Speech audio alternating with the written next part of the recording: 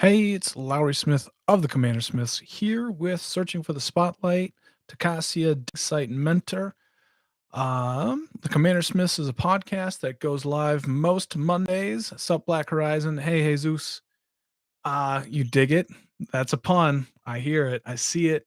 Um, everybody, thanks for coming out, joining, watching. If you're not watching this live, I suggest watching this in about time and a half. We'll probably go for about generally looking about 2 hours, and we'll get it down into like the 70 card range.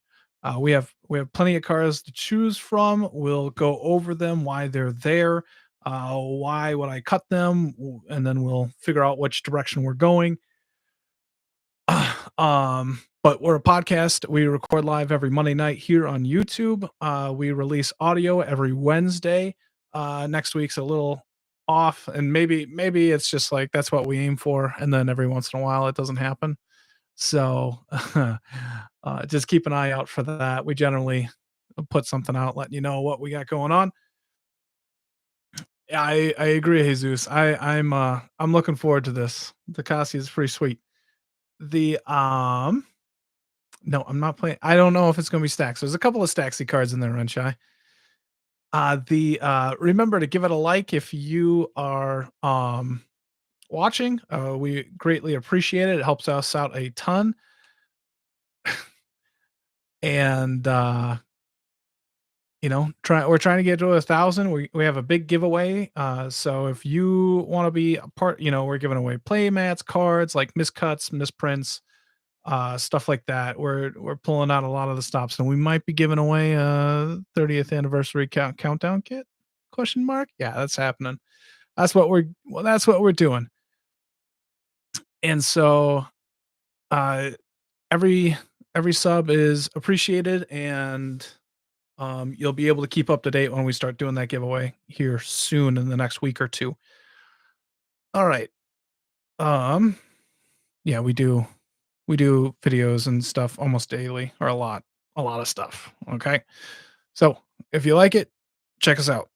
All right. Tocasia, Dig Site Mentor is one, a green, a white, a blue, a 4/3 human artificer.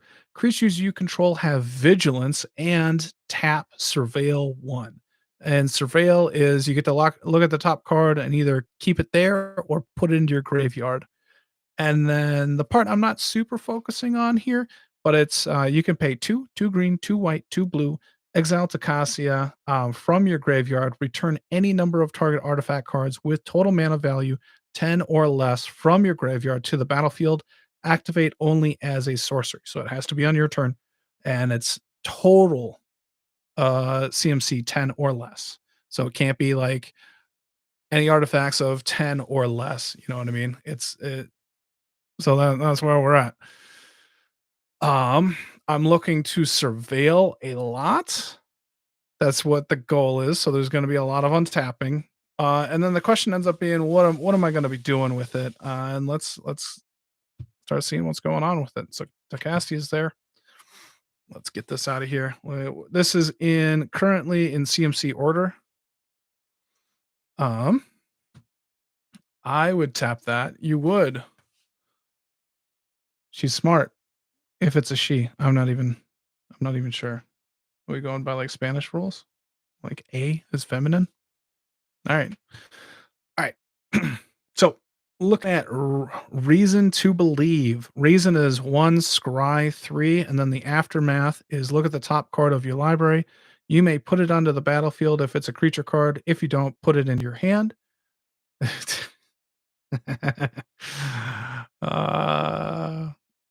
And then, yes, it was. She was basically Urza and Mishra's mother, mentor, parent figure. Oh, I didn't know that. I didn't know that.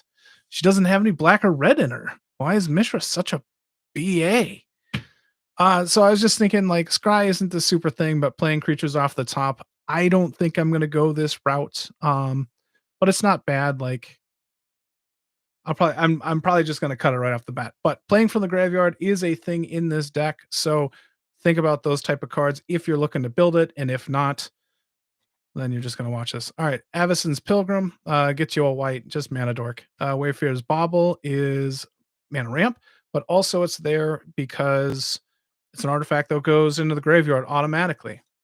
But they ravage the land over every place they fought, hence they have no green pips, and she did.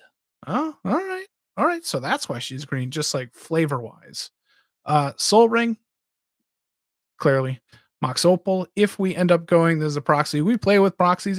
We give away our proxies to patrons of $5 or more. We do have a Patreon. We do have a Discord. If you want to check that out, become a patron.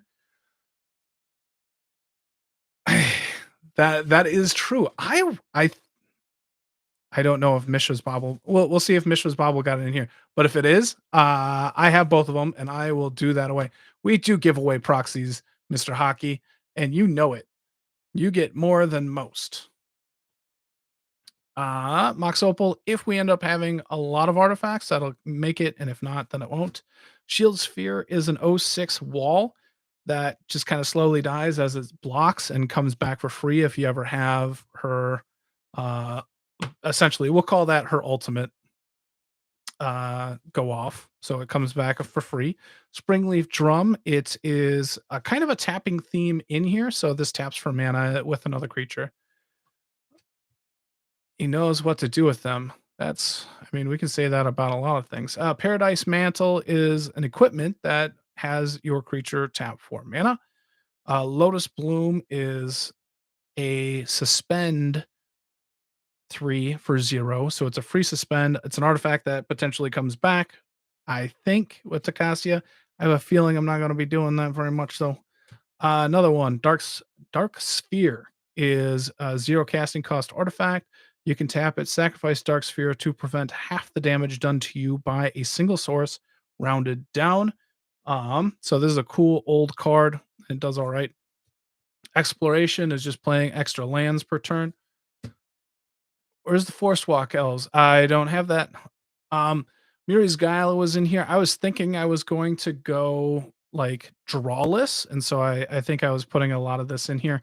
I'm not. I decided against that. I'm gonna have draw on the deck because I'm gonna aim for something else that we'll talk about later. But Miri's Guile is a cool card. You should check that out. You get to look at. It's basically a bad Sensei's top. You get to look at the top 3 cards and put them back in any order before you draw. So it's dope, but I'm not putting it in here. There's a Saga from my Magda deck. Yeah, that fits in there. Finhorn Elves is just ramp. Oath of Nissa was another idea of like getting cards into my hand without drawing, but we're just going to cut it. Ancient Stirrings might still make the cut, but it's 1 green sorcery. Look at the top 5 cards of your library. You may reveal a colorless card from among them and put it into your hand, then rest on the bottom. So this is a Tron staple in, or used to be when it was Green Tron in Modern, but it can grab a land or an artifact. It's solid if we go the artifact route. Llanowar Elves is for ramp. Mystic Elves or Elvish Mystic is ramp. Vitalize is 1 green instant. Untap all creatures you control. Traverse the Ulvenwald. Search your library for a basic land card, reveal it, put it in your hand, then shuffle your library. Delirium, which you likely will have in this Surveil deck. If there are 4 or more card types among cards in your graveyard, instead, search your library for a creature or land card, reveal it, and put it in your hand. So 1 is a basic land. Delirium is any land or creature, put it in your hand. So it is a tutor, it ends up being, but I think it's unique enough. It'll work here. Lady, I'd probably go about it by taking a shell of Green Tron and Blue Tron and meld them. Yeah, yeah. I don't think you're wrong on that. Reconnaissance is probably going to make it because what it allows me to do is with all my creatures, I can attack. They have vigilance from Tocasia, and whatever is blocked, I tap to surveil and then untap it with reconnaissance and remove it from combat. And then anything that does get through, I can still tap and at the end of combat, after damage is dealt, untap it, and boom, bada bing, bada boom. So it is wonderful. All right, Chat of the Squirrel is there for the flashback, and then you can create a green squirrel creature token. Flashback is something that works from the graveyard. So Copper Horn Scout, when it attacks, untap each other creature you control. They don't have to be attacking, so just another way to get those untapped triggers. Soothsaying was there for the look at the top X cards of your library and put them back in any order. This one will stick around. It was there for the not drawing clause, but this allows me to, like, if I hit a card I want to keep, I can dig a little bit and then surveil the rest away if I so want. Kind of like an extra top. Uh, Abishan's Desire, one blue. You threshold is if you have 7 or more cards in your graveyard, which if you're looking to do it, you're looking to do it. Then the enchant creature has flying and shroud. Um, Thought bound phantasm, one blue 2/2 spirit defender. Whenever you surveil, put a 1/1 counter on it. And then if it has 3 or more counters, it can attack. So this bad boy can get real big. Visions of Beyond is blue instant draw a card. If a graveyard has 20 or more cards in it, draw 3 cards instead. I can see that happening here. And this is one of the reasons why I'm like, I've never actually played this card because I've never been like so much self mill. So I'm hoping I get the Ancestral Recall. Moon Snare Prototype, blue artifact, tap tap an untapped artifact or creature you control to add colorless. You can channel, but this is here to help your creatures tap as you're going along. Griff's Boon. It is one white aura. Creature gets +1/+0 and has flying. But the big thing is being able to play it from the graveyard. So something that I can easily just pitch and then bring back later on when I want. Aren't going to do any card draw deck. I guess dredge cards won't be played much. Yeah, that was another thing. I am drawing in this deck, so it's not what I was thinking I was going to end up doing. I still don't know if I have much dredge in here, but that would be one of those things that would be cut. Like Life from the Loam seems solid in here if there's a little bit more interaction. Swords of Plowshare, easy. Removal, same thing with Path to Exile. Land tax gets lands into my hand. I think this was one of those, like I was going to play Scroll Rack. Probably just going to cut it. We don't need that. And then Dispatch is artifact, or it's removal if you have enough artifacts. And again, we'll see how many end up there. So there's a slight artifact theme here as we're going around, but we will see what it ends up being. Because a lot of the creatures are not that. I you know what? I don't think I have top in here. You're right. You're right. Let's see here. Because I did take out a lot of cards because I didn't want to draw for a bit. Ugh. Let's see here. Let's hope that I'm able to find it. Or at least if I have one. In the proxy section. All right, let's see if we can find something here.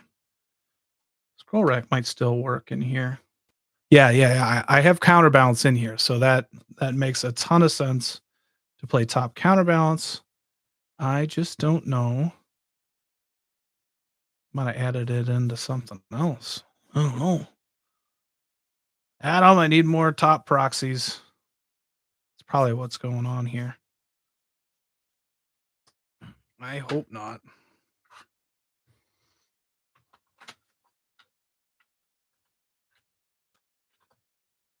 Let's see here. I don't think I have a proxy of it. That could be problematic. Why I'm having issues. All right. Let's not worry about it then. I'm not going to worry about it. I'll add it in later. And then, bam. There, I thought you didn't play counter spells. It's not a counter spell. It just counters spells. All right, Scroll Rack can help me get rid of a bunch of stuff that's in my hand that I potentially don't like. Was surveilling it away. Pretty sweet. Dryad Green Seeker. 2 for a 1/3. Tap it. Look at the top card of your library. If it's a land, reveal it and put it in your hand. It's probably pretty weak, but we'll see. This one I'm excited about. Pure Sight Memory Jar would be pretty dope here too. You're probably right. I'll write that one down. I probably just missed it. I do like it.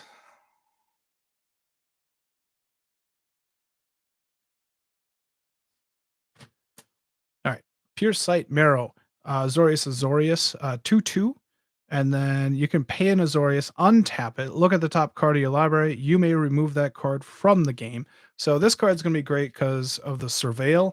And then I can pay a blue to untap it and then Surveil and untap it. And it's going to do some work. Let's see. And then it also is very good with that equipment, Paradise Mantle. Then I can just, it untaps as much as you want. Works great. Um, Pedantic Learning, which is another card that I was like, I want this in here because it's fairly unique. And so whenever a land card is put into your graveyard from your library, you may pay one if you do draw a card. So that works perfect with Surveil and will draw you a ton of cards. And that's why I kind of got rid of that idea. Um Root Coil Creeper, green blue 2/2. Tap to add 1 mana of any color. So it's kind of a mana dork, but then it's tap to add 2 mana of any color. Spend this mana only to cast spells from your graveyard. We'll see how much, but at two mana to produce 2 mana is pretty nice if I'm playing enough from the graveyard. Hunting Grounds Threshold. So if it's green white enchantment, and if you have 7 or more cards in your graveyard, whenever an opponent plays a spell, you may put a creature card from your hand into play. This is going to be real good, I think. I might not have enough big creatures at this point, but we'll see. Yeah, yeah, Hunting Grounds is real cool. Ray of Revelation is just that flashback, destroys targeted enchantment. Amara, Soul of the Accord, green white 2/2. Whenever it is tapped, create a 1/1 white soldier creature token with lifelink. So Surveil, create a little dude. It's pretty sweet. Swiftfoot Boots for protection, Crashing Drawbridge to give all your creatures haste, Mesmeric Orb. I think, what I like about this commander is that you can just take it many. Yeah, yep. There's a lot of different directions you can definitely take this, guys. Mesmeric Orb. I was thinking there's a potential for.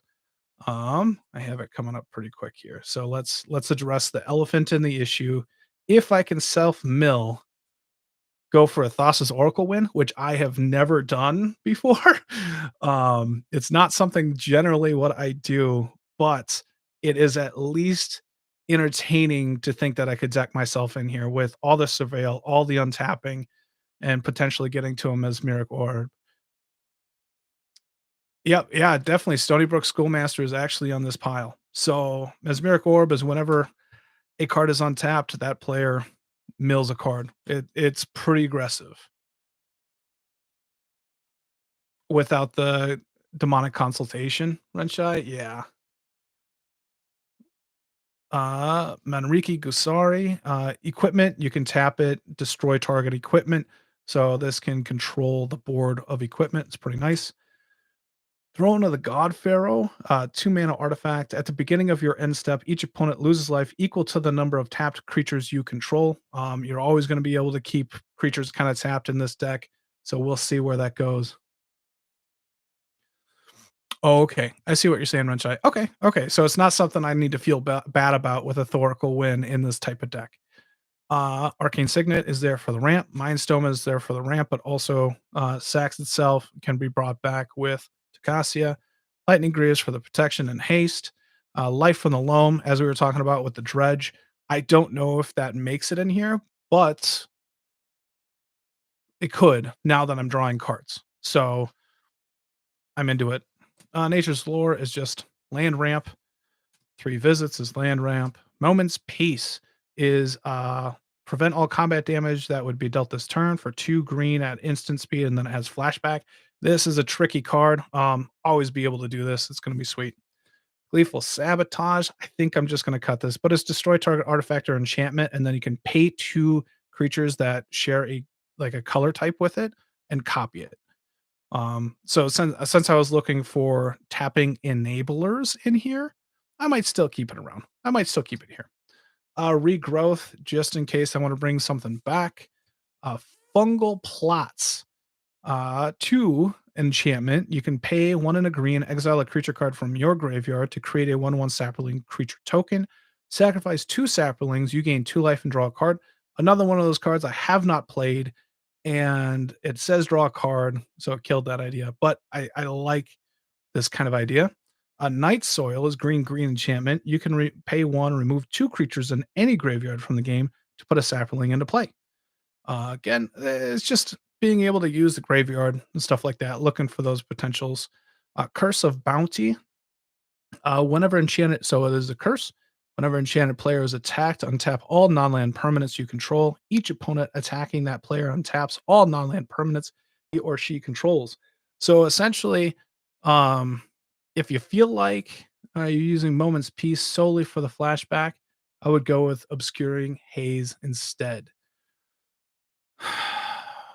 I'd have to look up Obscuring Haze. I'm not sure if I quite remember that, but yes, it'd be solely for the flashback.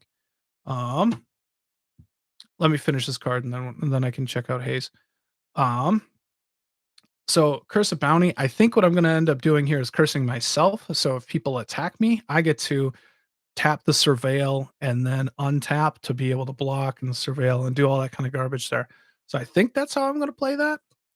Quest for renewal is it's a quest, 1 in a green enchantment. Whenever a creature you control becomes tapped, put a quest counter on it. If you have 4 or more quest counters on it, you get to untap all of your creatures at the beginning of everybody's upkeep. So you're going to be able to do that in this game. Gather the pack. 1 in a green sorcery. Reveal the top 5 cards of your library. You may put a creature card from among them into your hand and then put the rest in the graveyard. Or spell mastery. If there are 2 or more instants or sorcerer cards in your graveyard, put up to 2 creature cards from among them into your hand instead of 1. So spell mastery is something that can be kind of cool and work here as well. It's free if you control your commander. It prevents okay, no, I know what you're talking about.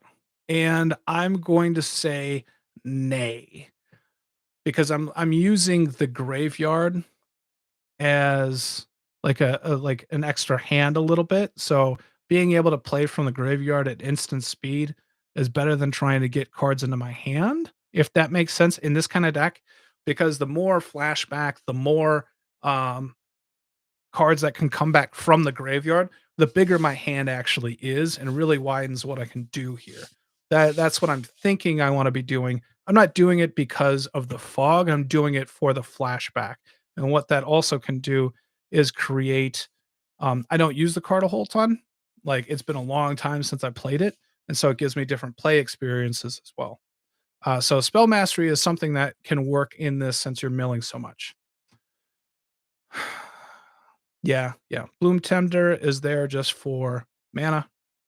Hermit Druid is there for self mill at big time because it taps reveal cards until you reveal a basic land, and then you mill everything except for the basic land.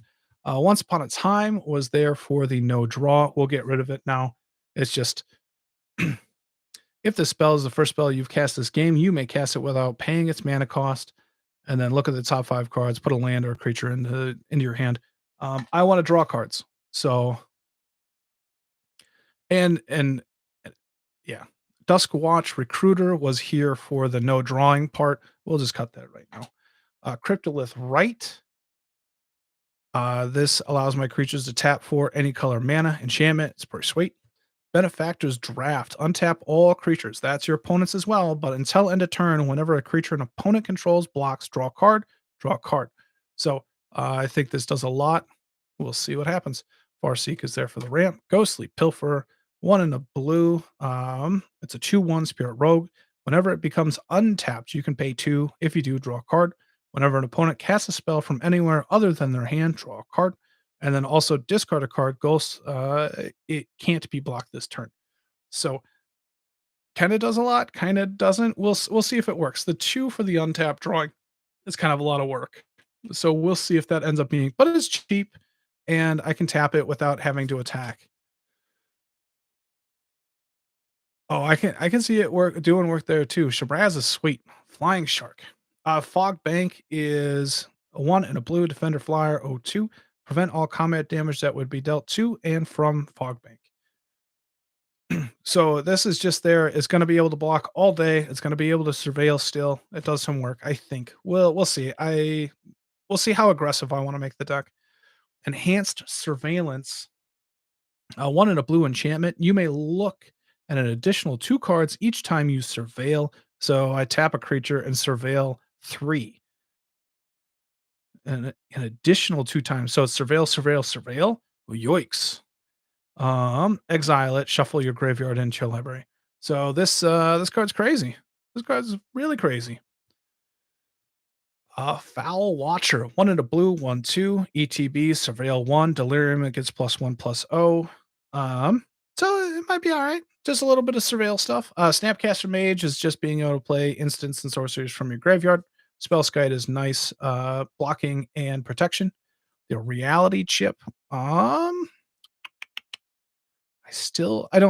was thinking about playing off the top a little bit. This is still there.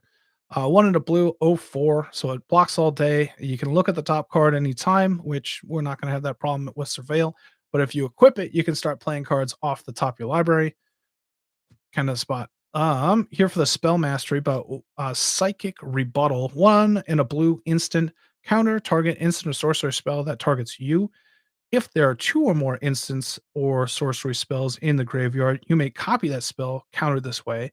You may choose new targets for that copy. Um, I don't know how much I'm gonna like spell mastery in here, but it kind of feels like it's gonna be guaranteed. Jace, Vryn's Prodigy is just a tap to draw a card, discard a card.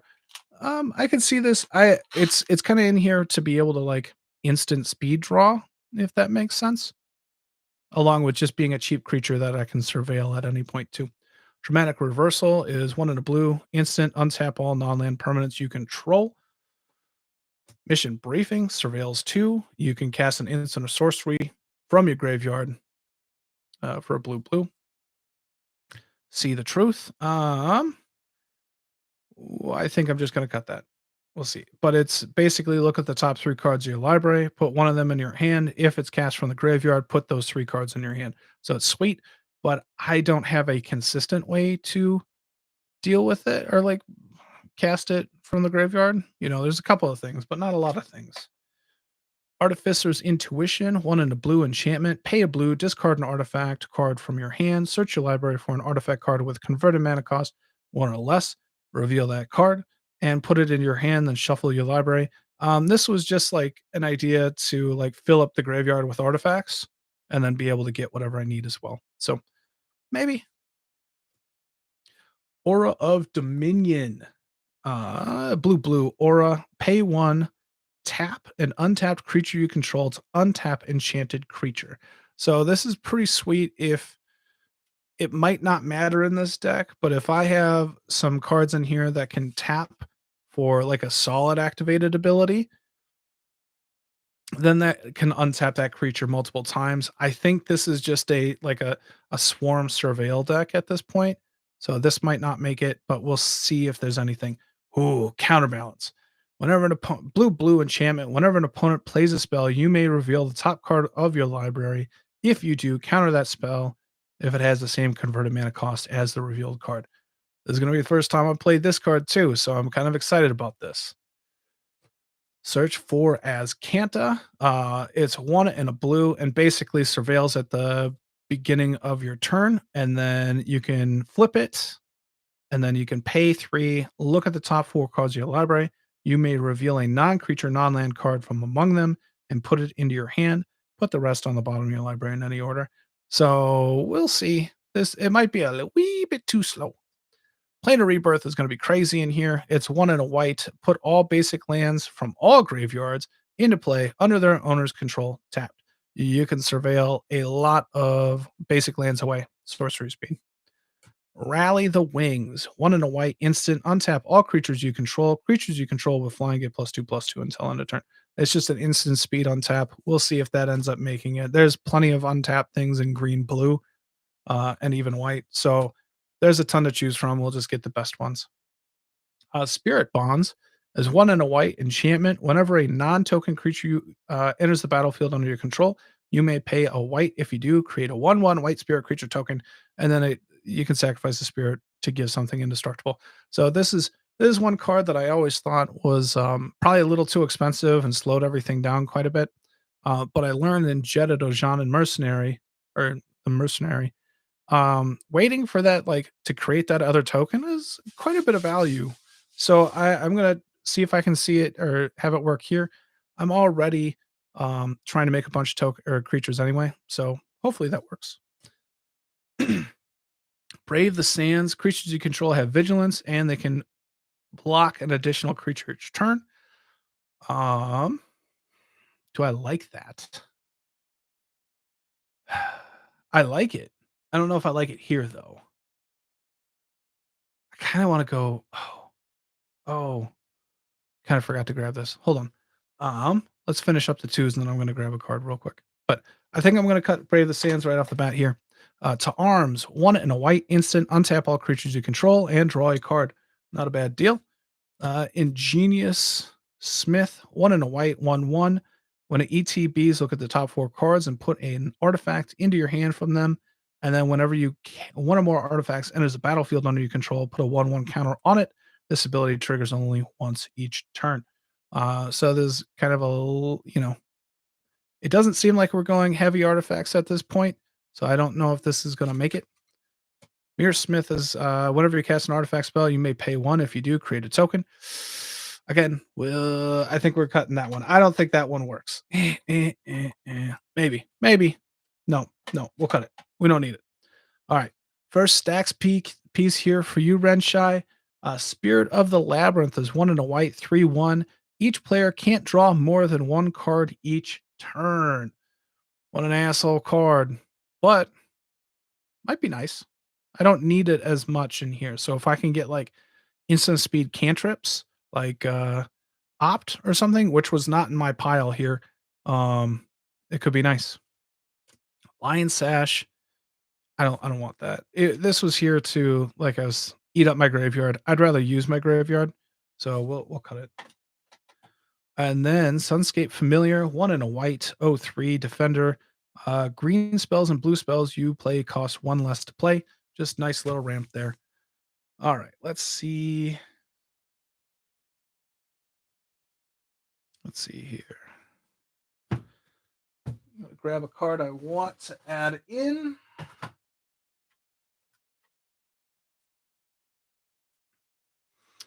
All right. I want to get Knighthood in here, at least to see. Because Vigilance and, like, since the commander is giving everything Vigilance, there's a good chance that they can stick around, and giving them all first strike means that they're pretty good blockers at that point. So I think it should be here. Oh boy. Did I put that somewhere else? Maybe a second.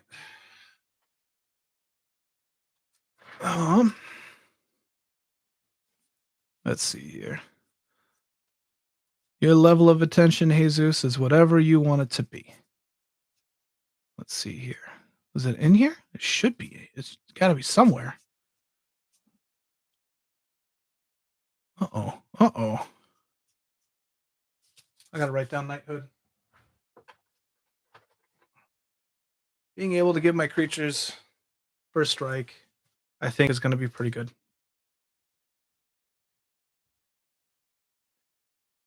Unless I use it somewhere. That's okay, though. All right. Maybe it's in here. Ew.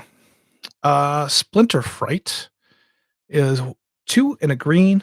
Elemental Trample. Its power and toughness are each equal to the number of creature cards in your graveyard.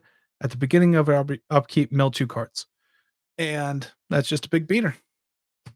Lauren of the Third Path. 2 and a white, 2/1. Vigilance, ETBs to destroy an artifact or enchantment, and then you can tap it. You and a player each draw a card. So not a bad deal. I don't really like having somebody get a draw, but that's fine. This one, Titania, Voice of Gaia. It's there, 3/4 reach, and then whenever a land card goes into your graveyard from anywhere, gain 2 life. So good shot at draw or gaining a bunch of life there. Leech Bonder is another one that is untapper. So it comes into play with two -1/-1 counters. You can tap it to surveil, pay a blue, untap it, move a counter from a creature onto another creature, and then it also has that like surveil, blue untap, surveil, blue untap. And I kind of like that idea. Probably works with the Paradise Mantle as well. I didn't think about that until now. Fabro Elders, they're just a tap for mana.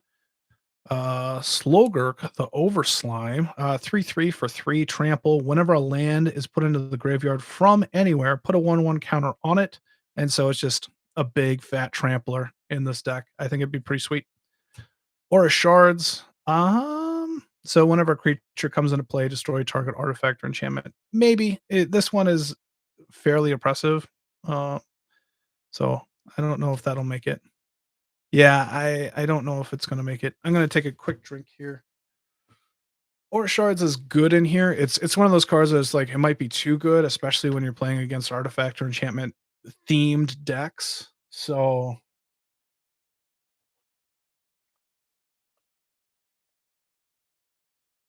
but when I'm creature heavy, I always throw it in there just to see where my removal is at. Yeah, Aura Shards probably isn't EDH or CEDH level, but it's still a really good card in casual. All right, Gate to the Afterlife. I'm also excited about this idea. So, 3 and for an artifact, and whenever a non-token creature you control dies, gain a life, then draw a card and discard a card.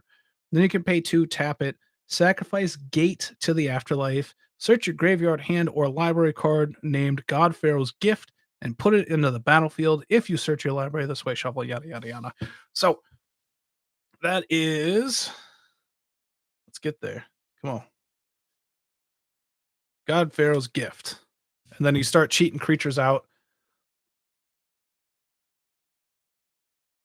Gotcha, gotcha. I just always see you building for CEDH, but I do know you're right. You do play a couple of non-CEDH level. But being able to cheat out God Pharaoh's Gift and being able to bring back creatures in your graveyard, which you can fill up as 4/4s, is enticing. Even though it's 7, but being able to cheat it out with Gate to the Afterlife seems solid. Inspiring Statuary, 3 non-artifact spells you cast have improvise. I think it's good. I like it a lot. We'll see how many artifacts end up in here. I don't think we'll see. We'll see. Um, Crystal Ball Worlds, being able to play lands from the graveyard is fantastic here. Commander Sphere is another one of those artifacts that I'm like, I can sacrifice to draw a card.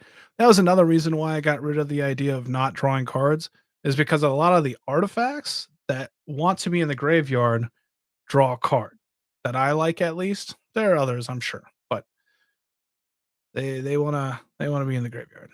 The drawing card. So Commander Sphere, 1,000 Year Elixir will give all my creatures haste when it comes to the surveil idea. So that's what that's there for. Eternal Witness is ETB, bring something back from the graveyard. Courser of Crewfix is playing lands off the top, and whenever I have a land come into play, I gain 1 life. And so that's that trying to play off the top idea.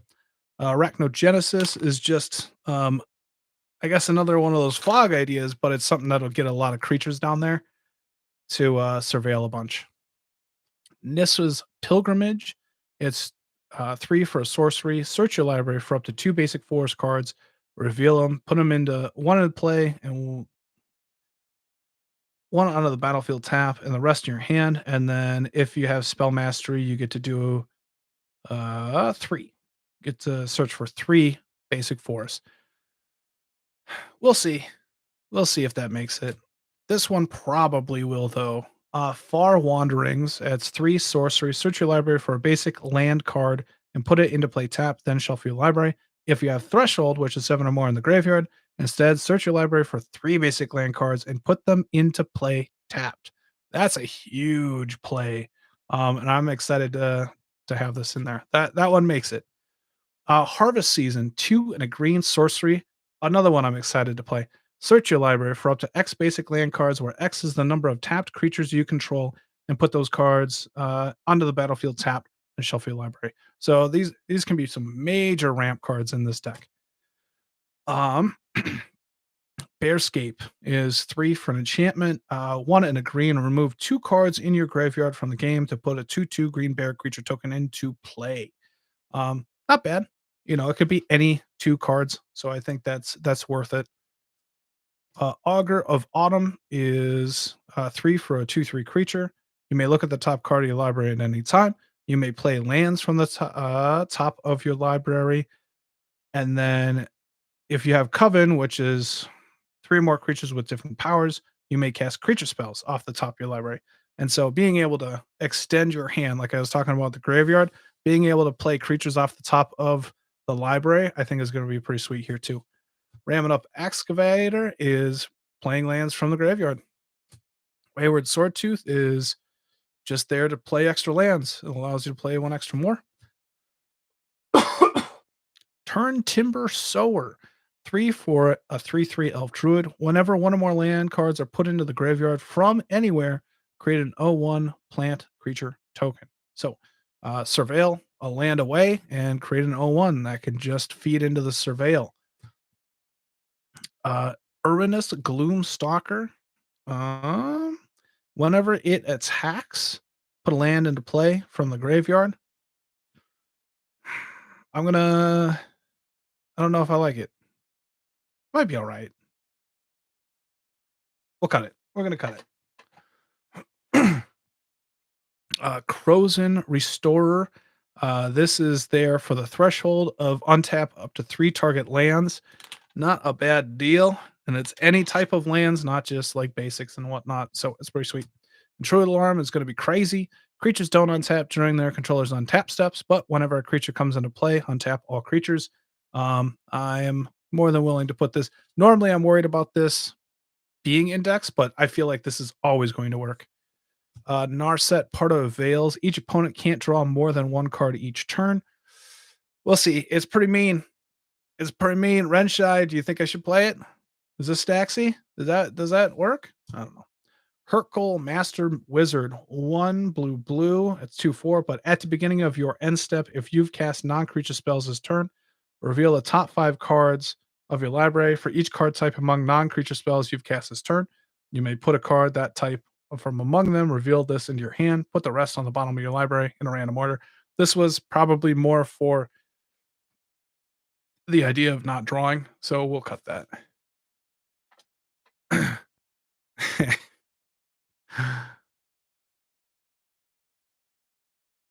Okay, so like a bounce creature, like beep beep beep beep beep.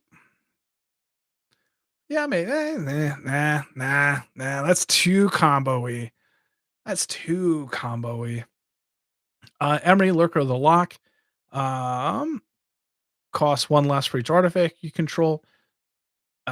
ETBs, mill 4, and then you can tap and replay an artifact from your graveyard. So not a bad card. Halo Fountain is an artifact that you can pay 1, tap it, untap a tapped creature you control, create a 1/1 green and white creature token, or pay 2 white and tap it, untap 2 tapped creatures you control to draw a card. Another reason why I couldn't really do the no drawing cards. Or you can pay 1, 2, 3, 4, 5 whites, untap 15 tapped creatures you control to win the goddamn game. I don't know if I'll ever get up to 15, but I like that threat on the board.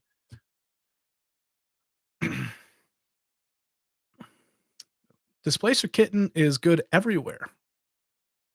Throw in the Trinsphere and a God Pharaoh statue. I do have God Pharaoh statue in here. I don't think Trinsphere would really slow me down, I think. Brimaz is just whenever it attacks or blocks, getting more kitties. So Wake Thrasher, whenever a permanent you control becomes untapped, Wake Thrasher gets +1/+1 until end of turn. I'm going to be untapping a lot of creatures. We'll see if that works here. Devout Chaplain. It You can tap it and 2 other untapped humans you control, exile target artifact or enchantment. Might be worth it in here. Teferi's Protection is, great protection. Savine's Reclamation is there for the flashback to be able to bring back 2 cards of 3 or less from the graveyard into play.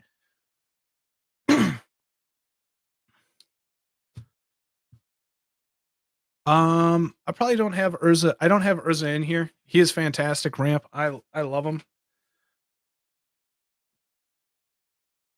Hmm, I see what you're saying. I see what you're saying. 'Cause I haven't looked at Trinisphere in forever, but are you saying that when Trinisphere is tapped, it does not take effect? Is that what you're gonna be saying? Oketra's Monument, whenever I cast a creature, I get a creature, a little token, and then white creatures cost 1 less. Should work here. Cleansing Meditation, destroy all enchantments. Don't you worry, Jesus. Alright. It's probably a little too far, steppage wise because I don't have, you know, I don't tutor, and so Trinisphere ends up probably being a dead card in my hand, and so I would not want to necessarily do that, if that makes sense. But, excited about this one. Cleansing Meditation, destroy all enchantments, but if it's threshold, bring your enchantments back from the graveyard when they were destroyed this turn. Archaeomancer's Map artifact. When it ETBs, go and find two basic plains cards, and then whenever an opponent plays land, if you're behind, you get to put a land into play as well. Um, I think that was along the lines of no draw. Verge Rangers is also for the line of no draw. Drum Bellower. It's a 2/1 flyer. Untap all creatures you control during each other player's untap step. Just an untapper. It's fantastic. Dig Site Engineer ends up if we have enough artifacts, but whenever you cast an artifact spell, pay an additional 2. If you do, create a construct. So, Order of the White Clay. You can pay 1 white, white, untap it, return target creature card with converted mana cost 3 or less from your graveyard to play. So it's tap, surveil, pay 3, untap it, reanimate something small. Do that as much mana as you have. Pretty sweet. Samite Elder. This is their tap it. Creatures you control gain protection from the colors of target permanent you control until end of turn. So green, white, blue. And we'll see. And it's a tapper. Thalia's Geist Caller. I don't think I'm playing enough cards from the graveyard, but it's here for the whenever I cast a spell from the graveyard, create a 1/1 spirit. And then, yeah, yeah, yeah. We'll see. All right. I think Paul was talking about Stony Brook Schoolmaster. 2 and a white, 1/2. Whenever it becomes tapped, create a 1/1 blue Merfolk Wizard token.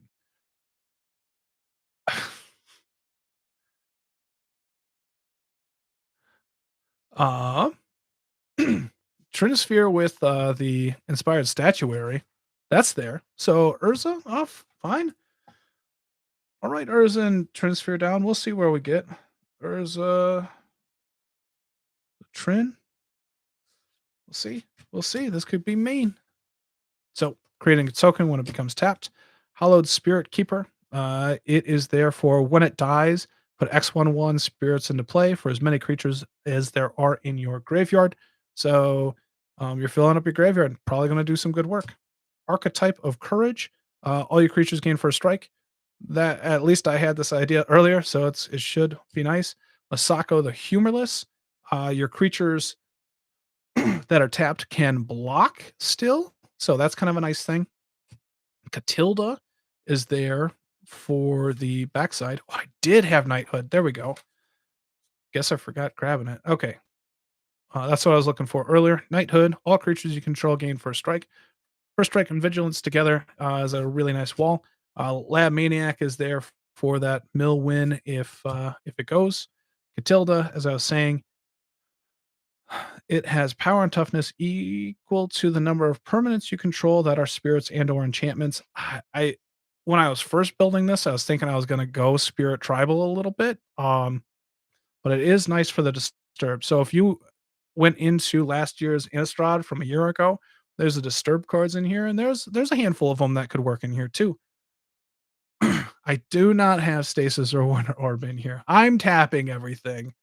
I do not want if I'm playing Stasis and Winter Orb, I'm gonna be playing Sarah Angel and Stoic Angel, so I don't know if there's anything I could do about it. But this is something that I can be played from the graveyard and boost something, but I think I'm gonna cut it at this point. Uh-oh.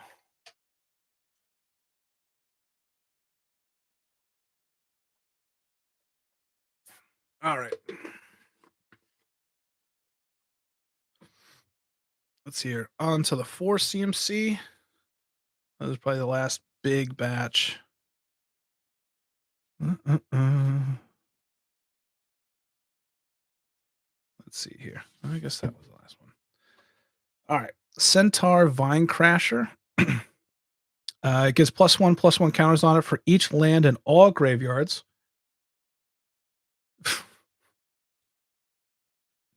I don't think I have Smothering Tithe in here. Um, and I'm not going to do Stasis. But I get what you're saying. I'm not that mean, though. But at 1/1, counter on it for each land in all graveyards, so potential to be big here. And then whenever a land is put in the graveyard from anywhere, I can pay 2 green, bring it back to my hand. So this is one of those bigger trample guys that's kind of messing around with land. Maybe I go get Terravore too. Maybe there's just a land trample something or other. I don't know. That's a mess. Trove Warden is landfall. Remove something of 3 or less from the graveyard, and whenever it dies, those come back into play. Yeah, battlefield. All right. So that has potential. Naxaw Click, 4 for a 1/4 flyer, and has the untap ability of 1 and a blue untap. Target opponent removes the top card of his or her library from the game until end of turn. You may play that card. Um, I was thinking it was kind of cool. I don't really think I want to be playing cards from the top, but it's a nice little thing. Narset Transcendent. I think this was there. I don't have enough for the +1, and that was there because I could just like pull non-creature or lands off the top, but it's just not. It's cut. It's cut. Go away. Stasis Smothering Tithe is mean. It doesn't sound like a way to win the game. Just make it bad. All right, Teferi, who slows the sunsets. Let's see here. +1 it. Choose up to 1 target artifact and up to 1 target creature. You can untap them. Tap the chosen permanents you don't control, and you gain 2 life. And then you can -2. Look at the top 3 cards of your library. Put 1 of them into your hand and the rest on the bottom of the library in any order. And then you get an emblem with untap all permanents you control during your opponent's untap step, and you draw a card during each opponent's draw step. So this is probably there for this all works here. So I like it. It just might be too much work.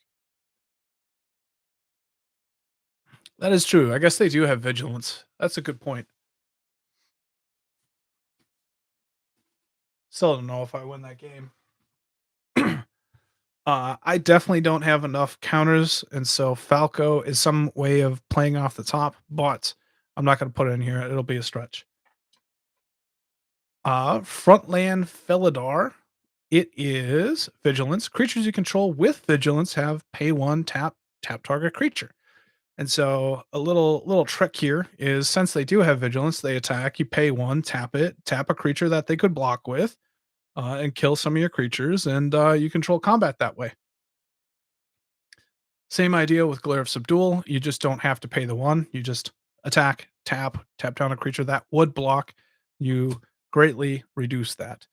Mystic Enforcer probably doesn't make it because it doesn't do anything but be a beater. But it is protection from black, and then threshold. It gets +3/+3 in flying, so it's a 6/6 flyer for 4 in this deck. Not bad. I don't hate it. I don't hate it. It's probably not going to stay here. Rashmi, Eternity's Crafter. Essentially, the first spell you cast every turn, you get to reveal a top card. If it has less CMC, it goes into play. And I think if it's a land, it goes into play. And if not, it goes into your hand. And since you're going to be able to control the top of your library, you can do whatever is beneficial to you. Scare Tiller, 4 mana, 1/4. Whenever it becomes tapped, put a land from your hand or the graveyard into the battlefield tapped. This one I want to have make it. Hedron Archive. We just talked about this. I'm kind of hoping I can put this in here, but it's 4 mana artifact, taps for 2, and then you can pay 2, tap it, draw 2 cards. I think I can make this work. Mystic Forge is you can play colorless cards off the top, and then you can pay 1 to exile the top card of your library.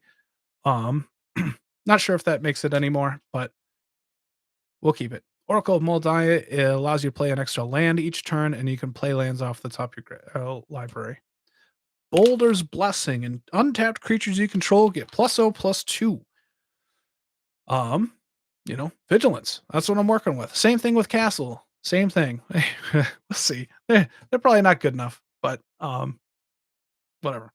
Archangel of Tithes. Flying. If it's untapped, creatures can't attack you or planeswalkers you control unless the controller pays 1 for each of those creatures. If it's attacking, creatures can't block unless their controller pays 1 for each of those creatures.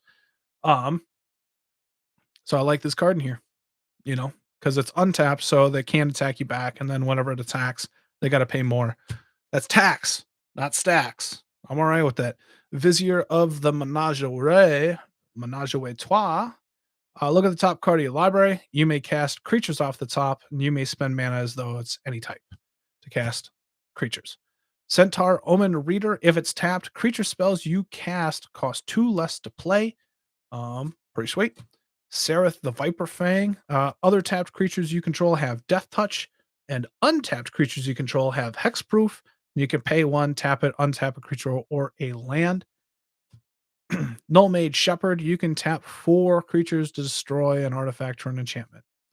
Splendid Reclamation is bringing all lands from your graveyard into play tapped. Acorn Harvest is another flashback for 2 1/1 green scroll creature tokens. Rampage of the Clans is destroys everybody's artifacts and enchantments, and for everything destroyed, create a 3/3 Centaur creature token. I was just thinking of like a way to destroy things and gain creatures and surveil a bunch. I don't know.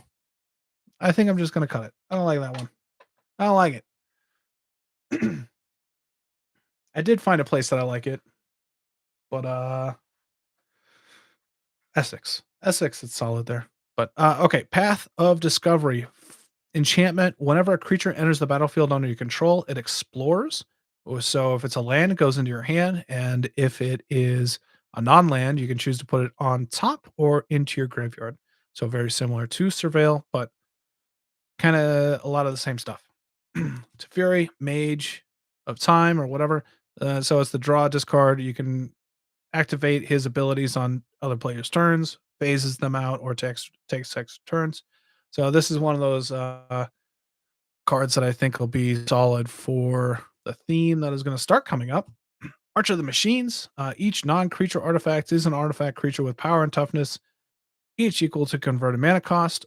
This gets rid of treasures, clues, food, all those tokens that are artifacts. But also I was thinking that like it turns some of my artifact ramp into creatures more likely to block or die or whatever. Um, so I'm not against that. Opposition, same thing as Glare of Subdual. Tap a creature. You tap down an artifact creature or land. Amphim Mutineer. It's here for the encore, playing from the graveyard. When it ETBs exile a creature, they put a 4/3 into play. um, all right with that. We'll think about it. Wonder if it's in the graveyard and you control an island. All your creatures have flying. Not a bad deal. Spectral Arcanist. This is a creature that when it ETBs, you may cast an instant or sorcery spell with mana value less than or equal to the number of spirits you control from the graveyard without paying its mana cost. If that spell would be put into a graveyard, exile it instead. So it's a bad Snapcaster Mage, right? Surge Spanner. When it becomes tapped, you can pay 2. If you do, return a permanent to its owner's hand.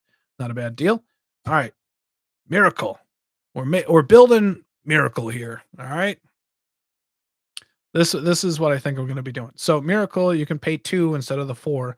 But it has to be the first card you draw that turn. You have to cast it right then. And then this has Squad 2, Flying Vigilance 3/3. So and the Squad 2 is making as many copies as you can pay for 2 mana. This is going to create an army. Hopefully that works. Battle Screech is here for the flashback. Tap 3 untapped white creatures you control, but being able to make creatures from the graveyard. Alms Collector. If an opponent would draw 2 or more cards, instead you and that player each draw a card. So it's a way to slow people down from drawing cards. Revel Squad is a creature. Whenever you are attacked, if Revel Squad is untapped, you may untap all creatures you control. Uh, Hopefully that can be in there. I think that's perfect in this deck. Tashar, whenever you cast a historic spell, bring a creature card with converted mana cost 3 or less from the graveyard into the battlefield. I dig it here. And then Jace, Welder of Mysteries, is there for the self-mill win. All right. Last batch. We got a lot of work here. All right. Murkfiend Liege untaps your green and blue creatures, so just the untap ability. Sigarda is there to pay 2, exiling cards from your graveyard to creating creatures. Join Shields is already cut. We don't have it's an untapper that gives indestructible. Seedborn Muse is there to untap everything.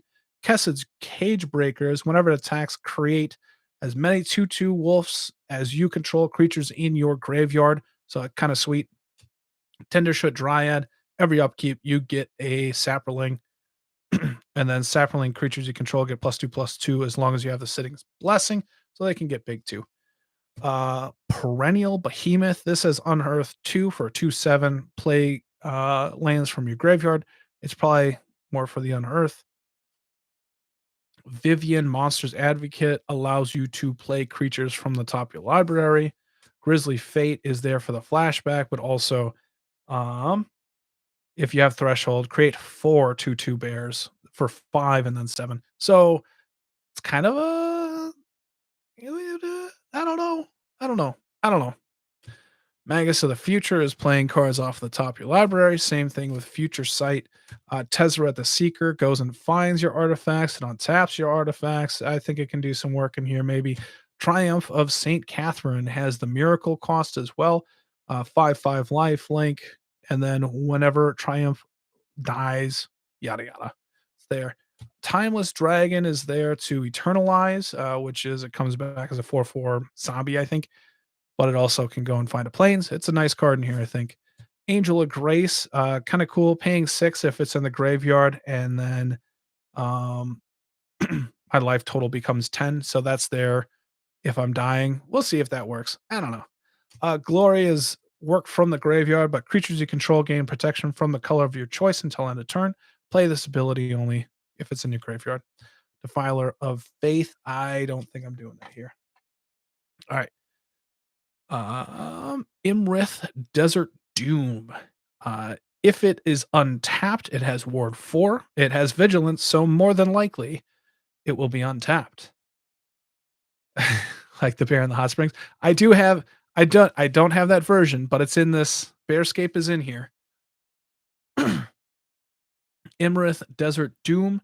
But whenever it deals combat damage to a player, draw a card. Then if you have fewer than 3 cards in hand, draw cards equal to the difference. So you can draw up to 3 cards if you're out of cards. It's pretty cool. Dragonlord Ojutai. It has hexproof if it's untapped. Everything has vigilance, so this is working out. And then whenever it deals damage, you get to look at the top 3, put 1 in your hand. Omen Machine. Another one you might like, Renshai. Players can't draw cards. No drawing of cards. Look at the beginning of each player's draw step. That player exiles the top card of his or her library. If it's a land card, that player puts it on the battlefield. Otherwise, the player casts it without paying its mana cost if able. I like this one a lot more than the Labyrinth guy. Banishing Stroke, Miracle for a white artifact creature. Put a target artifact, creature, enchantment on the bottom of its owner's library. I don't think this is worth it. I'll get rid of it. Bane of Progress, ETB. I think this is just one of those like artifact enchantment ramp. It gets huge. We'll run with it. Crash the Party, 6 mana instant. Create a tapped 4/4 green Rhino Warrior creature token with for each tapped creature you control. I think that could work. Dream Eater, 4/3 Flying Flash, ETBs, Surveil 4. If you do, you may return a target non permanent to an opponent's control to its hand. So maybe I have enough Surveil. Let's cut that. Let's just cut that right now. All right, Storm of Souls, 6 mana, return all creature cards from your graveyard to the battlefield. Each of them is a 1/1 flying spirit creature token. And it's the actual card. So if you're able to blink them somehow, which I don't think I have them, they come back as their regular power toughness as well. Sun Titan is just bringing stuff back from the graveyard. Ghoul Tree costs 1 less to cast for each creature card in your graveyard. It is a 10/10. We'll see how much that actually works.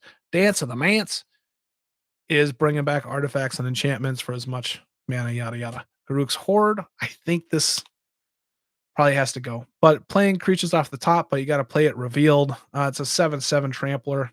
It's just expensive. I think that's the problem. We'll cut it. Animus Awakening. I think I'm going to cut this one too. I like my ramp, the unique rampness in here. Pest Infestation. This is one of the things that I'm trying to do here is have removal that gains me creatures so that I can surveil more. So this gets rid of artifacts, enchantments, and gets me tokens. I like it. Same thing with like Arachnogenesis and a couple other cards, like Azuri's Predation. Comes into play, create a bunch of 4/4s for as many creatures the opponent control. They all fight. So it's kind of like a half-ass wrath that gains me creatures. Another cool thing in here is that Delve works quite well. But so Murktide Regent has Delve. It gets +1/+1 for each instant or sorcery card exiled this way. And then whenever an instant or sorcery is exiled, put another 1/1 counter on it. I think it's just a beater, and it probably doesn't work, but we'll see.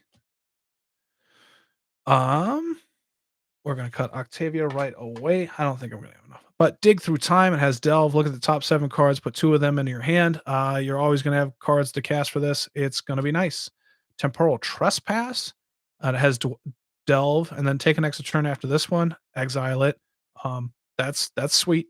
Treasure Cruise is draw 3 cards, Delve as well. And then Reality Heist is kind of a different one, but it reduced for 1 for each artifact you control. Look at the top 7 cards, put 2 artifact cards from among them and 2 artifact cards. Put them into your hand, put the rest on the bottom. We'll get rid of that. We'll get rid of that. Entreat the Angels, Miracle, creating a bunch of 4/4s for X. Always want to miracle this. So let's do that. Approach of the Second Sun. You cast it, go 7 down, surveil 6. Next draw, cast it again, win the game. Bada bing, bada boom. Temporal Mastery is Miracle. Take an extra turn. I don't play extra turns, and I got 2 of them in here. I'm all right with that. Akroma's Memorial is another one of those, like, it gives vigilance, first strike, trample, haste, protection for black and red. We'll see if this makes it. This was kind of like a last second thing. That's it. That's the deck. All right. Now we got to make cuts. I'm cutting Akroma's Memorial at this point. We cut this many cards as we went along. We still got a stack. It's okay. There's a lot of fun cards, a lot of fun ideas. I'm excited to see where this goes.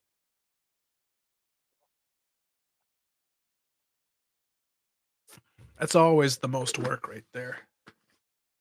Give me a hot second.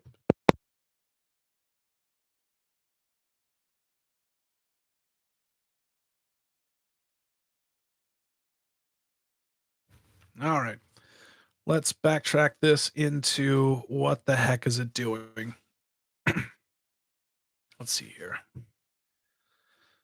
All right. We can have Tocasia off the board. Let's see here. All right. Ramp, ramp, ramp, ramp. I don't know. That is probably what's going to hurt it. Ramp, ramp, ramp. That's a protection card. That's ramp. There's a lot of ramp. That is some type of selection. Ramp, ramp. You digging the deck?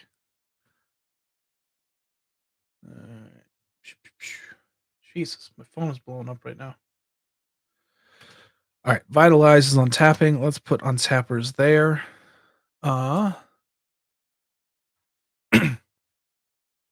traverse. We'll put that in as ramp. Reconnaissance is protection. Let's have a token section. Tokens. This is on tap. This is kind of manipulation. I guess that's protection. That'll be in the beater section. Draw. I don't know if I like that. Just because it can come back. Yeah, we'll cut that. We'll cut that for now. Removal, removal, removal. This is that. I don't think I like that either. I think I have enough stuff that can like play off the top with Courser, with Moldaya, with some of the other stuff. Yeah, we'll cut that. Pure Sight Marrow is going to be sweet. I don't know where to put it. We'll put it in there. That's a draw. That's ramp. Cheating shit out. I don't even know what to do with that. I guess that's technically ramp. When you're cheating stuff out, that's ramp, right? That's ramp right there. We'll consider that ramp. Removal. That's tokens. Protection. Protection. We'll just look at this as like a scrying opportunity. Boom. I think I don't really want to self mill. I know that sounds wild, but like Renchai, you were saying like it's a lot of work. And if I get this card, I could win. But at the same time, like I don't think I want to like rely on this card. We'll cut it. Manriki is solid. This is burn. I don't even know what to do with that too. That'll be big damage. All right. Ramp. Ramp. Protection. That's also ramp. There's a lot of ramp in here so far. I have a feeling we're gonna be cutting some ramp here. Regrowth, I technically count as right.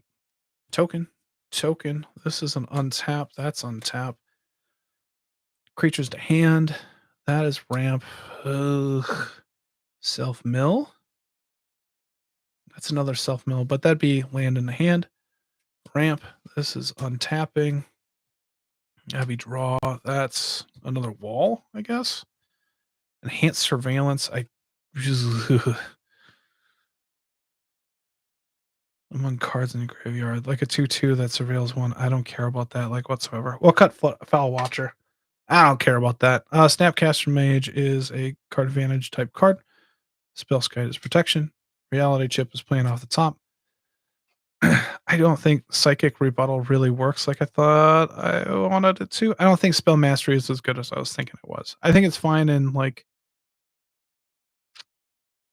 a spell slinging deck. It's fine here. All right. Jace is a draw discard. Untap. Casting from the graveyard. I guess that's tutoring, so we could do that. This is I wasn't really impressed with anything that of like untapping the creature. So we'll get rid of Aura of Dominion. Counterbalance is protection. It's fucking removal in this deck. Search for Azcanta. We'll consider that some type of that's ramp, that's untapping. That is tokens, that is untapping. I don't think that's going to do much. I'm looking at the top 4. I'm not super artifact heavy. We'll cut it. I think I'm going to get rid of Spirit of the Labyrinth as well. Because it's not really fun, I guess. I really like the Doom thing, like that 6 mana artifact. I like that, but I don't think I like this. So we'll cut that one. Ramp, just a big motherfucker right there. Lauren is some removal. This is life gain. And I might flip this. I don't even fucking know what it flips into, melds into.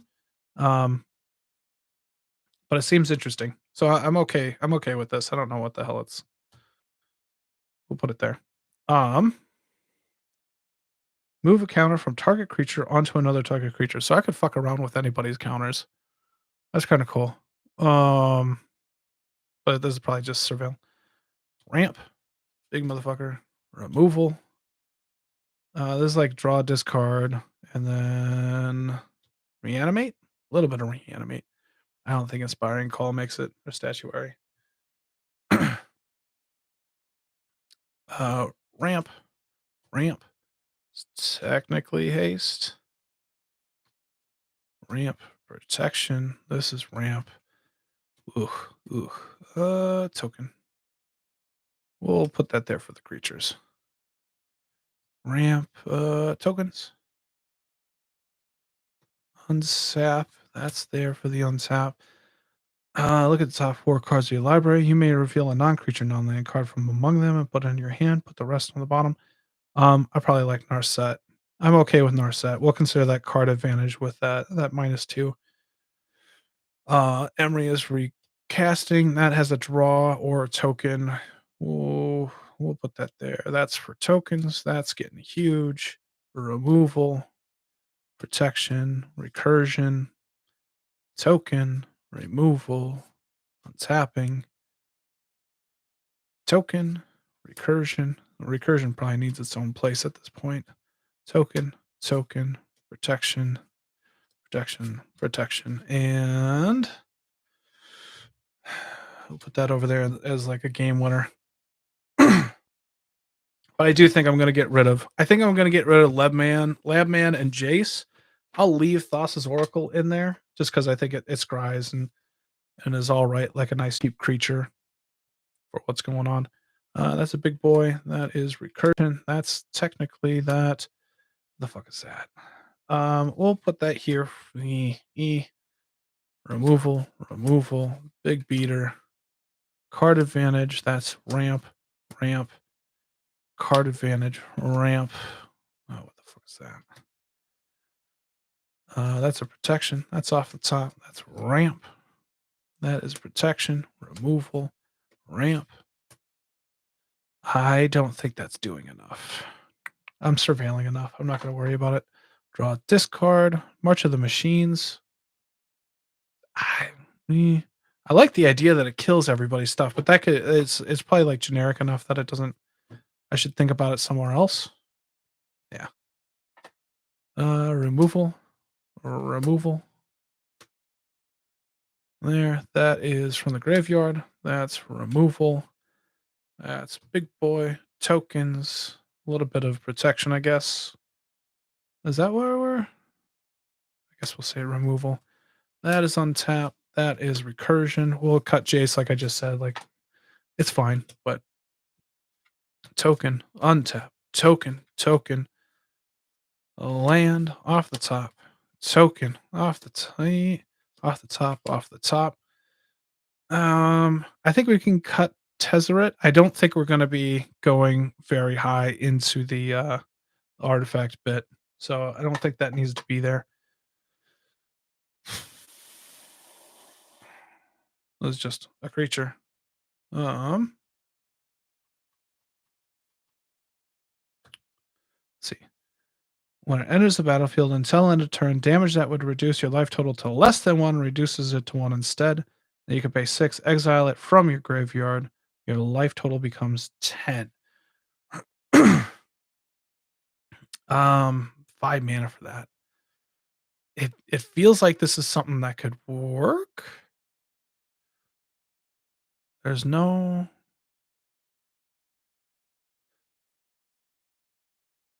That's like protection. That's protection. That's draw. Draw. I guess that's draw. I don't know. Removal. That's tokens. We'll consider that tokens. Recursion. That's just a big beater. Recursion. Removal. Removal. Sorry to say. I think that's just a beater. We'll just consider that a beater. Draw. Jesus, extra turns. Draw. Tokens. We have 2 goddamn extra turns and a win con. All right, I think that's going to move us in the right direction quite a bit. Let's look at our untappers first. I like Seedborn. Mercfiend is aight, but it's only focusing on like green and blue. And I have white in here too. We'll cut that. I like the idea of Revel Squad, even though it might not always untap my stuff.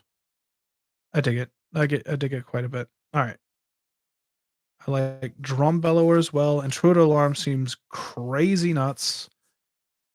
Um, I always like Quest for Renewal. Curse of the Bounties, kind of like, Rebel Squad on its own. I think Copper Horn Scout gets cut right here, and then we have a bunch of 2 and 1 mana. Untap all creatures you control. Tap all I don't have many flyers. Untap all permanents you control. Untap all creatures. You're drawing a bunch of cards, potentially. Vitalize. Oh, shit. Oh, shit. I have not. 1, 2? Let's get aggressive here. Okay. 2, 3. I'm gonna get more untaps out of this. 1, 2, 3, 4, 5, 6. I think I'd rather have the drawing just for a couple of the miracles.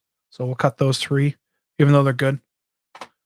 I think we'll go Benefactor's Draft into Arms just because of the cantripping nature of it for now. And then, okay, let's reread this guy. +1, choose up to 1 target artifact, up to 1 target creature, and up to 1 target land. Untap the chosen permanents you control, tap the chosen permanents you don't control, gain 2 life. Draw -2, draw or look at the top 3 cards of your library, put 1 of them into your hand and the rest on the bottom. Then you can -7, untap, draw each upkeep. I don't hate it. It's just I'm gonna have to cut more. 1, 2, 3, 4, 5, 6, 7, 8, 9. Yeah, that's too many. I'm not gonna worry about it now. I like both my extra turns. They work really well in here, so we'll keep those. Um, let's look at the big beaters. I like the idea of Approach the Second Sun here. I don't know if I care about Mystic Enforcer, like I was saying earlier. That's just gonna get cut. I like the idea of Miracle in here, so I want to keep those 2 from the 40k decks. I think Timeless Dragon, I have not played it, and I really like it, so this is something that I want to keep in there. I really like the idea of like Slowgurk, Titania, Thoughtbound Phantasm is going to get huge. I dig those.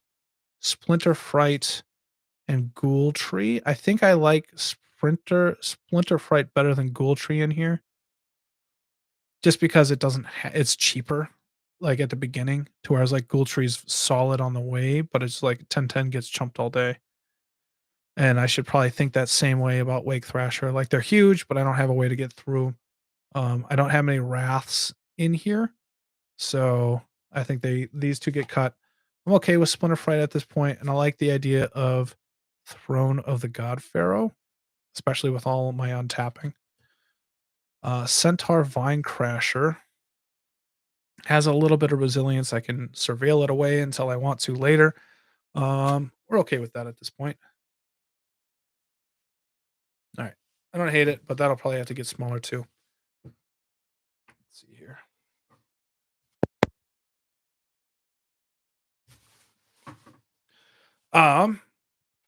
Hate to plug myself, but if you could give it a like, if you're enjoying it, please do. All right, Shield Sphere, Fog Bank probably aren't doing enough. I like the idea of Castle and Builder's Blessing though, because of the vigilance. So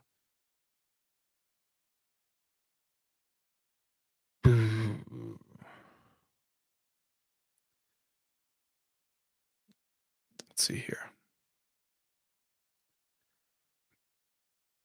I have a feeling I have to cut it all. I think I'd rather have like the first strike over castle effects. I think that's the case. We'll cut all 4 of those. Womp. All right. Tokens. There are a ton of tokens here. Okay. We need to figure that out. Let's see here. All right. I like the idea of Miracle, the Mass Return. I like Kessig Cage Breakers in here. Let's just see if there's, like, some stuff I for sure want. Stony Brook Schoolmaster. Turn Timber Sower makes it. There's Bearscape for you, Renshy. I like Amara. I think I like the flashback at this point too. The cheap flashbacks. So Acorn Harvest, Shadow the Squirrel. I like those. I think Crash the Party is a lot of it's probably solid in this deck, but being 6, I'm probably worried about it. Boy, but that could be 4/4 for a bunch of creatures. Like that doubles the amount of creatures I'd have on the play for 6. I think we got to cut that. We're gonna cut a bunch of these. Shit. You and humans you control have hexproof. I dig it. I like Battle Screech for the flashback part. Like just having cards I can pitch. Dig Site I think gets cut. Brimaz I think gets cut.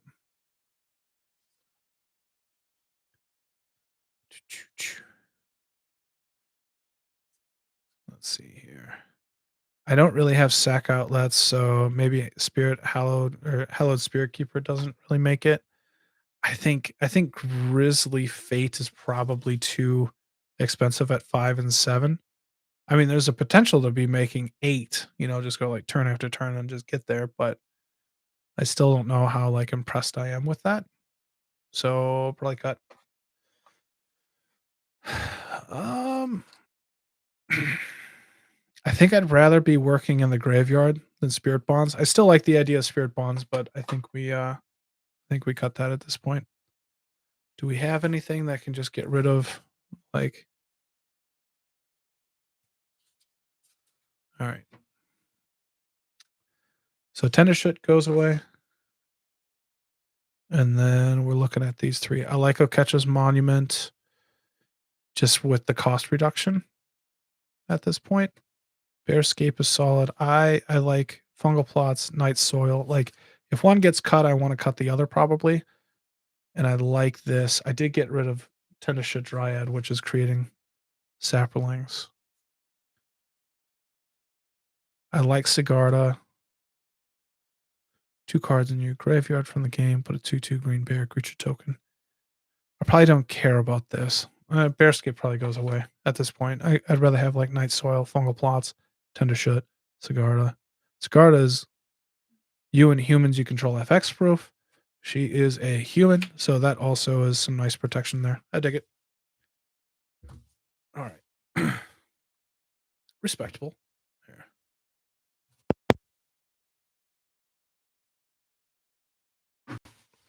Get some water here.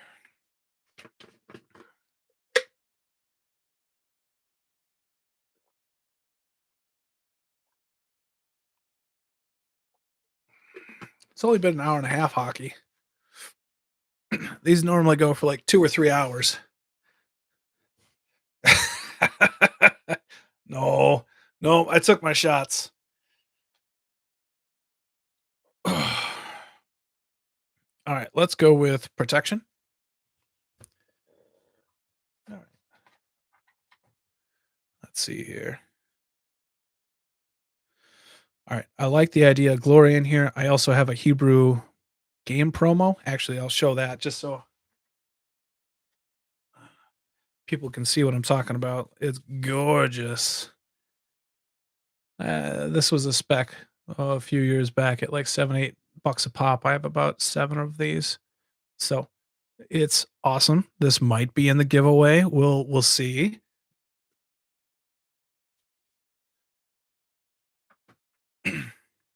So Glory's great protection.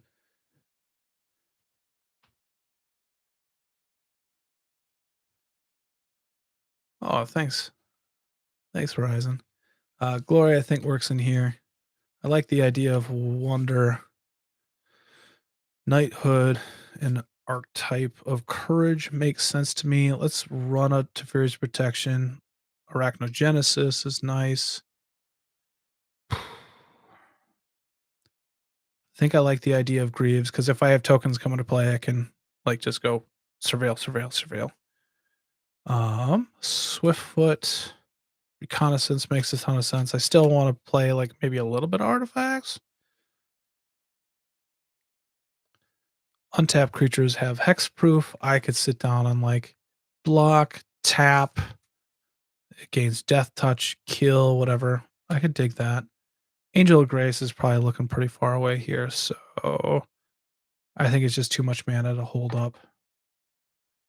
And Masako the Humorless with the untapping that I have going on probably doesn't matter much either. Being able to block while tapped, yeah, probably just cut that. I'd rather have untapping effects. Um, I so the same reason that we have Glory, I might like Samite Elder because I can if I can get through blocks and stuff like that, then I can Vigilance, Surveil, untap, always have protection up. I like that. Angel of Ties. Ooh, I don't think I like Abishan's Desire here. Like, it probably just doesn't matter. Yeah. I like the 1,000-Year Haste. Spellskite is nice protection. Moment's Peace. And I'd probably have to decide between Elixir, Crashing Drawbridge in this. I mean, it is an artifact, so I could potentially bring it back later on in the game. That's a lot of protection. That's like a box of condoms right there. I only needed to bring like one or two, but we'll keep them for now. Let's look at removal. All right. Still like the idea of like tokens, Aziri's Predation, Infest. Like I said, I kind of want to go wide. This card scares me. I'm not going to use it. I don't like it that much. I don't like it. Let's see here. All right. What do I love? I like Cleansing Meditation. I kind of like the idea of Devout Chaplain. Let's get rid of Aura Shards from now. Lauren of the Third Path. I'm probably all right with it. Probably draws me enough cards and stuff. Counterbalance, I really want in there. Manriki, Ray. How much creature removal do I have in here? Probably not enough. Azuri's Predation. And then I'm banking on like these tappers. Ugh. Ugh. I like the idea of Ulm's Collector still in here. Do I care about these like kind of like these tap on tap things? We'll get rid of Bane of Progress. I don't think it's really doing anything within the deck. Null Mage Shepherd, like tapping more creatures, that works. And then tap for the bounce. Okay with that. This tends to be a little expensive from what I think I played in my wizard deck years ago. I don't have much creature removal at all, so it'd feel bad to get rid of these three at this point. And Gleeval Sabotage, I have enough like artifact enchantment removal. Yeah, we can cut that.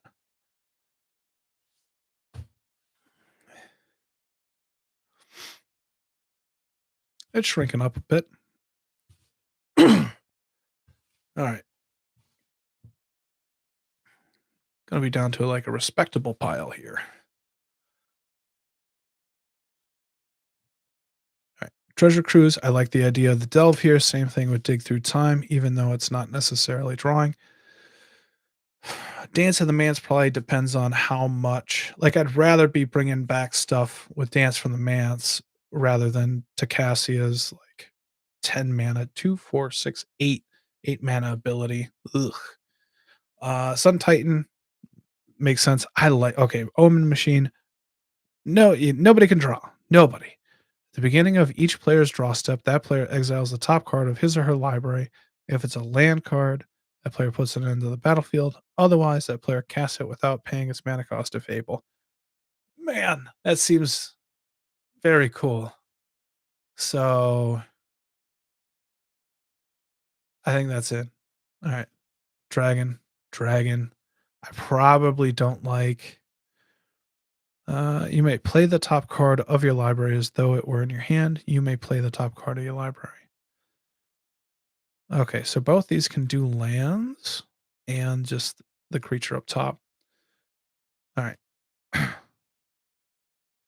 You may look at the top card of your library anytime, cast creatures from the top, create a 3/3, and then whenever you cast your next creature spell this turn, search your library for a creature card with lesser converted mana cost, put it on the battlefield, and shuffle your library. All right. I dig that. I'm all right with that. Being able to play creatures off the top seems kind of nice. Tishar makes sense. Spectral Arcanus. Fury, I like the idea of. Vizier. Do I like Mystic Forge? I don't think I like Mystic Forge. I don't think I have enough artifacts in here for that to be. I should start thinking like all of the things that like care about artifacts probably just don't go in here. So like I cut Dig Site, probably the Silversmith, which I might have already cut. Probably gotta get rid of Opal. Rashmi. I don't know how much I'm playing on other people's turns. Yeah, probably get rid Rashmi is better when it's just one per turn, and so it's better in that kind of deck. Naxxat Click is interesting, at least in my mind. Let's keep that around. Same thing with Trove Warden and Order of White Clay. I like Savine, Halo Fountain, Emery. Narset I dig. I like Augur of Autumn. So I like Eternal Witness, maybe. I like Gate and God Pharaohs as well. Same thing with Leech Bonder. Probably get rid of Artificer's Intuition. Probably get rid of Search for Azcanta. What and when does this flip? Has 7 or more cards. I can hit that pretty easy, and that's kind of like its own ramp card. It's all right for now. Mission briefing. Jace. Cast spells from the top of your library. I don't hate it. I don't hate it. Mage. Enhanced surveillance definitely makes it. I like the idea of Pilferer. I think Gather the Pack kind of goes away. I think Regrowth goes away. Cut. I like Thassa's Oracle. Pandentic. Pure Sight. Scroll Rack makes a ton of sense. Visions. Soothsaying. We can get rid of Ancient Stirrings. Still way too many draw or card advantage type cards, but at the same time, we can maybe make this into a smaller bit next time. But that's still way too many. All right, ramp. I'm okay because of the regrowth, Splendid Reclamation for sure. I like Centaur Omen Reader. Like in this, being able to play like creatures off the top, being able to just go like, oh, that's 2 less. Pop, pop, pop, pop, pop. That seems solid. Oracle, Hedron, Scaretiller, Crozen, Wayward, Swordtooth. I take that. Raminoff, Harvest Season, Far Wanderings. Nissas can get cut. Courser, Commander Sphere, Crucible. We'll get rid of Inspiring Statuary. I think that's all right to do. Fabro, I'm all right with that. I might, maybe. Sunscape, I can dig. Planar Rebirth, I like. I might get rid of the sorcery speed ramp, even though I like it a lot. I'd rather have the creatures that ramp here that can turn into surveil later. So I think we get rid of Farseek. I did Cryptolith, Hermit, Bloom Tender, but 3 visits Nature's Lore, Life from the Loam. I think we can cut those. Life from the Loam has a shot. Mindstone, Arcane Signet, Hunting Grounds, I'd dig. All right, give me a second.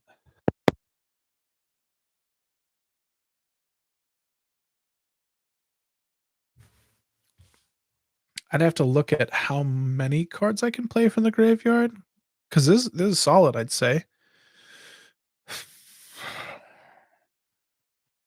We'll cut it. I don't think it works. I don't think it works. Um,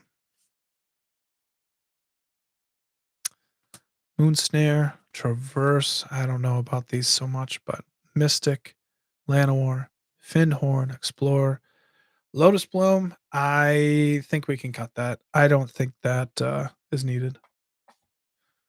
Paradise Mantle. I like Springleaf Drum. We can cut Mox Opal. We'll have Soul Ring, Wayfarer, and Avacyn's Pilgrim. All right. All right. I'm going to give a quick count just to see where we're at. We're at the hour 40 mark. But 1, 2, 7, 8, 9, 10, 11.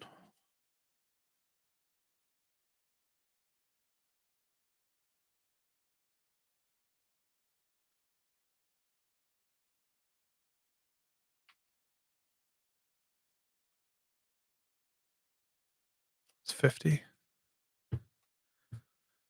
Oh,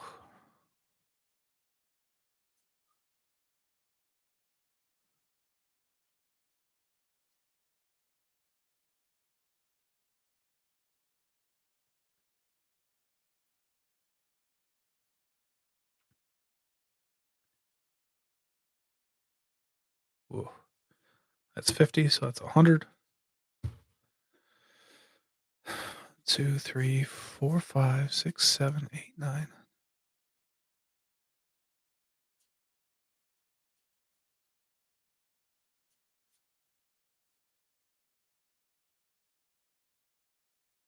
$43.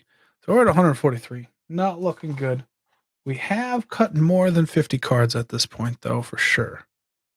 Maybe 70. Not too bad. Okay, so let's break this up into card types at this point and see if we can just cut down on anything there. Instance, that's a creature. Yeah.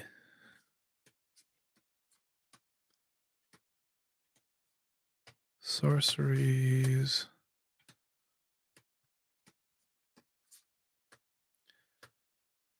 You guys think I should run Terminus, which is a miracle card like that, just wraths for 1 white?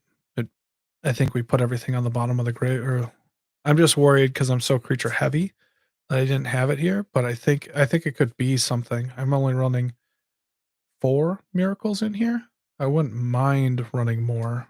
That doesn't mean that I have to though either.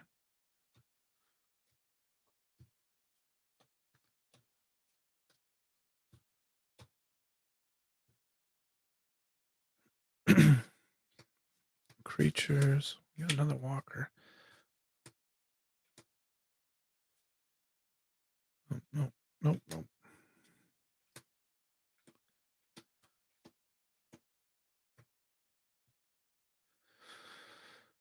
All right. Yeah. Much. I don't normally run this many planeswalkers, and that's okay.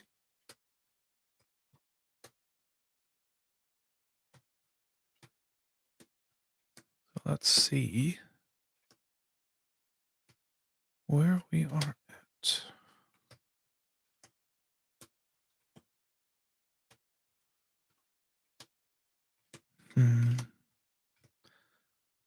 Plenty of creatures for sure.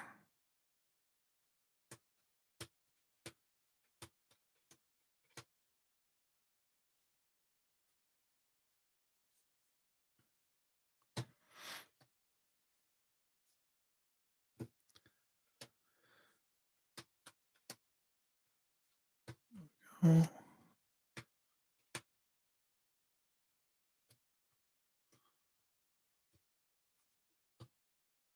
So right now, I think potentially running into an issue of like, where's my mana going to come from? And once I figure that out, it'll be all right. So like right now, I'm playing lands off the top from my graveyard, and then also having like creatures ramp and artifact ramp. Like the creatures working with surveil, the artifacts coming back from the graveyard, but then being able to use the graveyard and being able to set the top. So like I probably just need to really figure out what I want to be doing. that makes sense.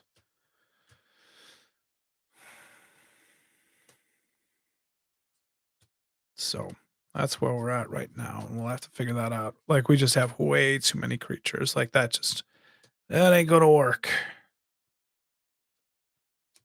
That's a creature. Artifact. All right. That's like 100 creatures. All right. So how do we make this work?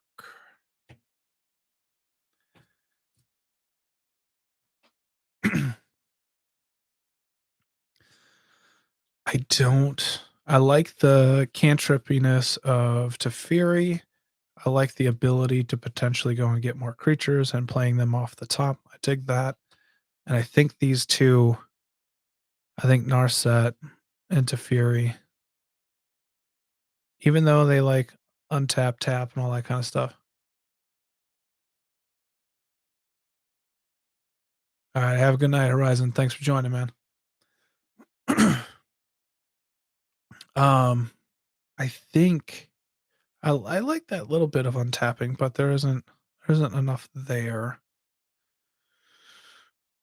I think we're cutting Teferi and Narset and keeping Vivian in this Teferi. Yeah, that makes sense. All right, let's attack these smaller groups.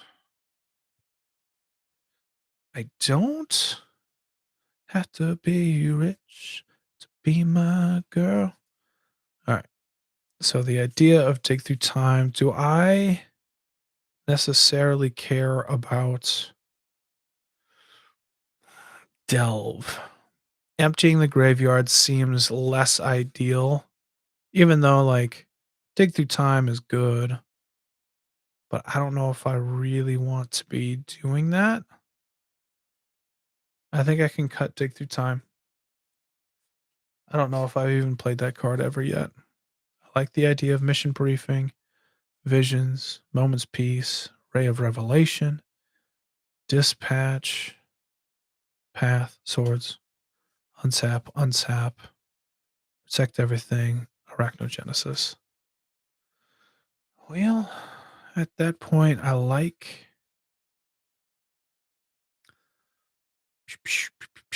Yeah, all right. We'll keep that for now. I like Splendid, Harvest, For Wandering. Yeah, those all seem good. All right, Life from the Loam. I think I'd rather run those than that. So we can cut Life. Traverse the Ulvenwald.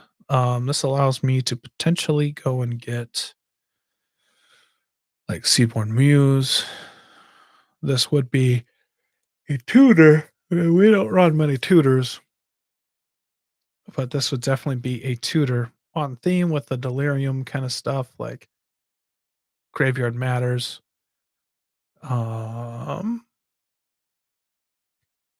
Okay for now.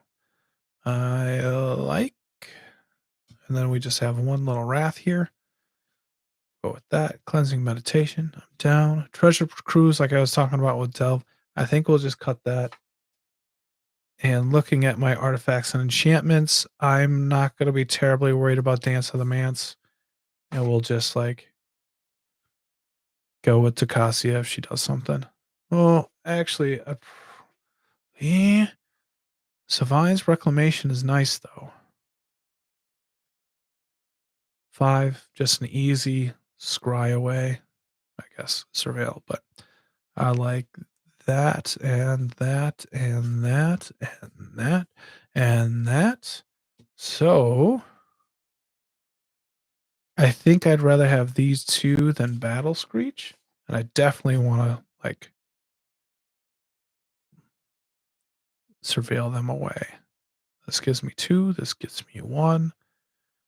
Chatter the Scroll probably doesn't do enough. We can cut Chatter.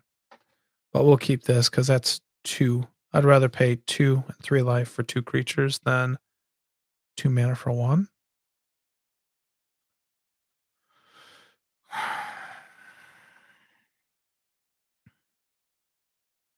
I think we cut that too. Probably just doesn't do enough. Um,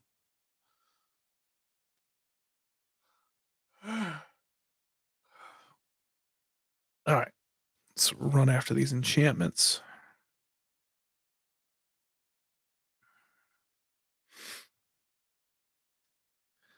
All right, search, enhanced. Yeah, like that. I like that. Like that. Hunting grounds. I don't know if I care about that now. I like the idea of hunting grounds. I just don't have that many like big creatures I can cheat into play, if that makes sense. That's always my problem a little bit. I think I think we cut it. Yeah. Exploration I dig. Du-du-du-du-du-du. I still like I think I like search, reconnaissance, counterbalance. How much do I care about these though?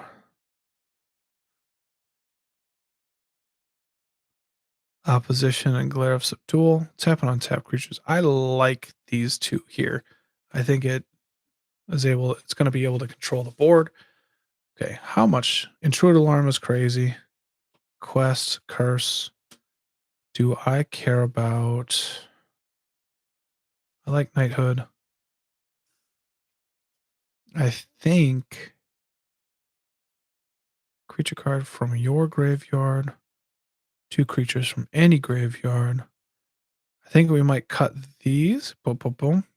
Getting rid of a lot of my cheap token creators right now, which might be a little rough. And this just being an enchantment is kind of rough. I think we'll get rid of Magus of the Future too.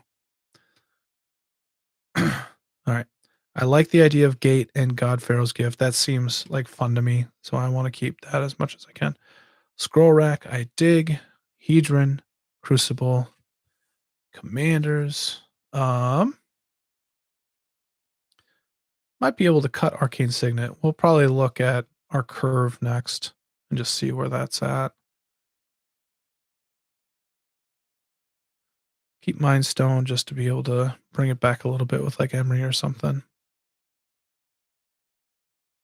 I think we cut Arcane Signet just right now. We have so much ramp. We got to figure out how to calm those down. And again, like I think we get rid of Springleaf Drum and Moonsnare Prototype. We only have a couple of cards that care about like being tapped, and Tocasia just turns those on. So we can get rid of those. Bauble, Ring, Paradise Mantle. I still dig that. I like this with the untap ability. Dark Sphere is still kind of cool. 1,000 Year works. Man, Ricky, Omen Machine, Hallow Fountain, Throne. I like the two protections. Whenever you cast a creature spell, keep that for now. Yeah, so I still have as many creatures as the rest of everything else. Okay, let's go with this. I like the draws. I think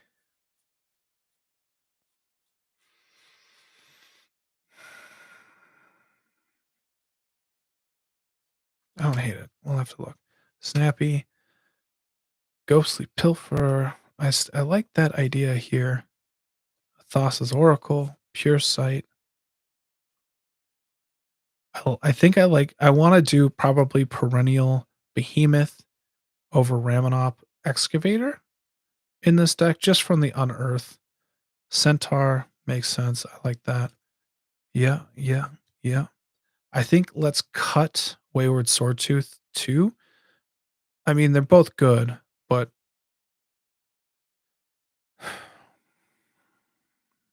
cut Courser. Let's keep Courser for now, but we'll cut those two. Keep Courser. I like the idea of Sunscape Familiar. Fabro. Hermit Druid. Do I want to? Probably not. Let's get rid of like all of like maybe the mill cards so that Miracle can be a little bit more accurate, even though there's only like four, what was it? Two creatures, yada yada. All right, Bloom Tender, I'm down. Elf. Seraph, Samite Elder. Um, we can get let's look at that curve next. Devout Champlain, I like a lot. Lauren as a cantripper. Alms Collector seems solid. Frontland Felidar. Creatures you control. So this is that tapping thing too. And maybe I don't care so much about this.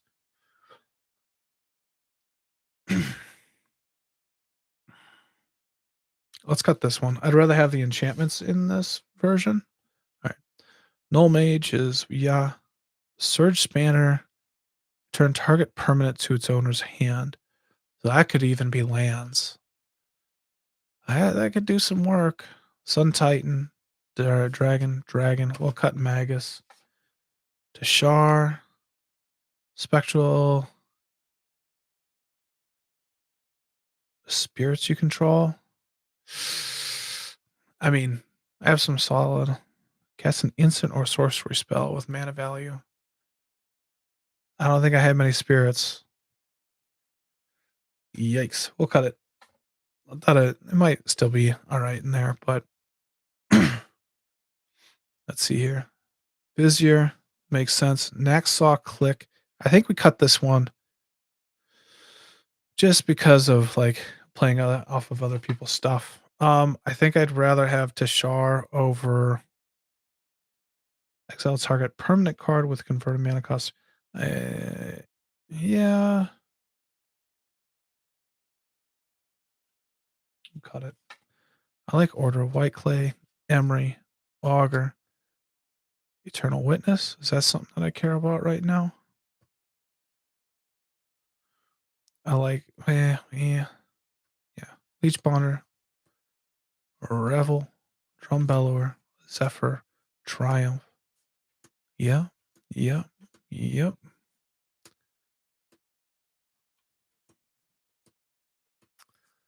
Uh-oh. I think we get rid of Tendershut. Go back. Scarred Heron's Grace gets me tokens, glory, wonder, archetype. That did not help me nearly as much. All right, let's go CMC again. Let's figure that out. This is just put that in the free section. That's what we're looking at. 2 3s.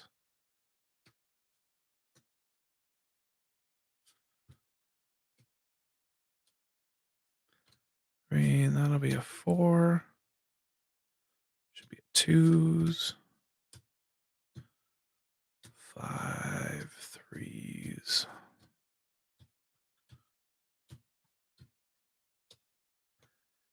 6 4.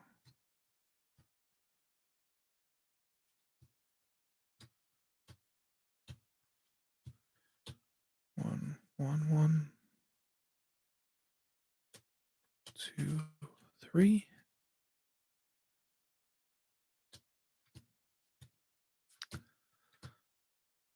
That is aiming to be 2s.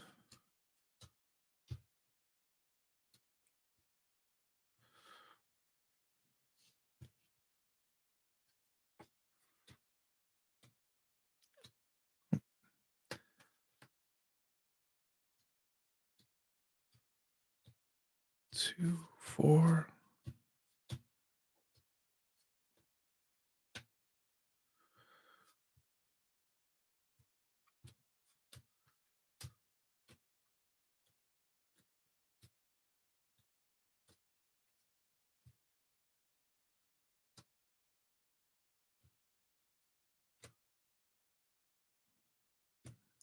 Next bell.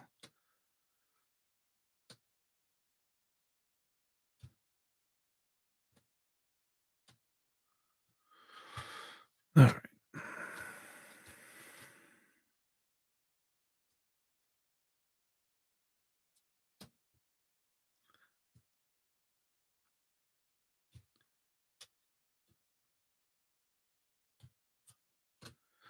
All right.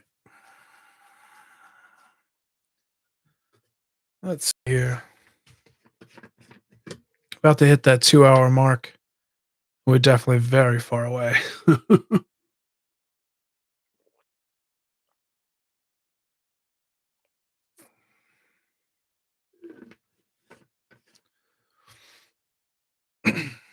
So I think what we're gonna do, we'll go through this.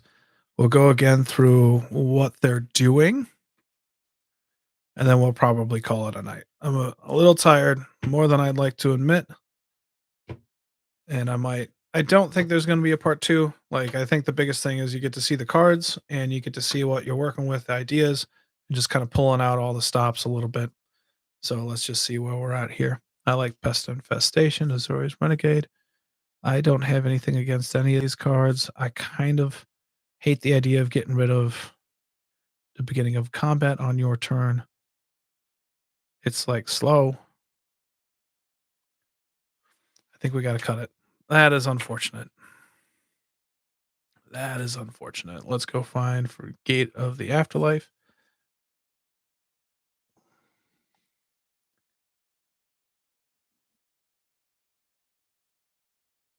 Six or more creature cards in your graveyard. Yeah, we'll get rid of those two at this point. Just to lower that curve a little bit. We got XX, 8, and 7. All right, with that. Like the idea of Storm of Souls, Owen Machine, Sun Titan should be able to get some work in. I don't really have any sack stuff here though. And let's see. That's a maybe. That's like a check on it. I like Vivian. I'd bet that I want to play the dragons just because of the vigilance part. It's a little bit Seedborn makes it. I like the idea of Sigarda and then Kessig. Sigarda probably makes it exile a card and then to create a creature, but also like that hexproof for you and humans I control. So I like the idea of that being able to just be. I like that. Savine's Reclamation. 3 or less. I'd probably rather have Savine over Sun Titan. So we'll cut Sun Titan just because of that flashback, being able to cast it from the graveyard. All right. I like Teferi in here, Splendid Reclamation, Glare of Subdual, and Opposition probably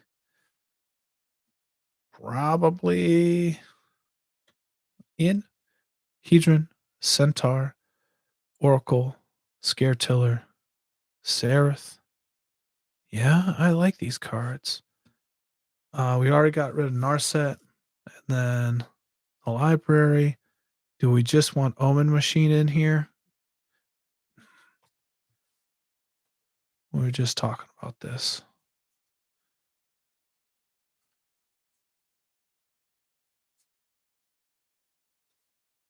Actually, there are kind of some fat creatures in here.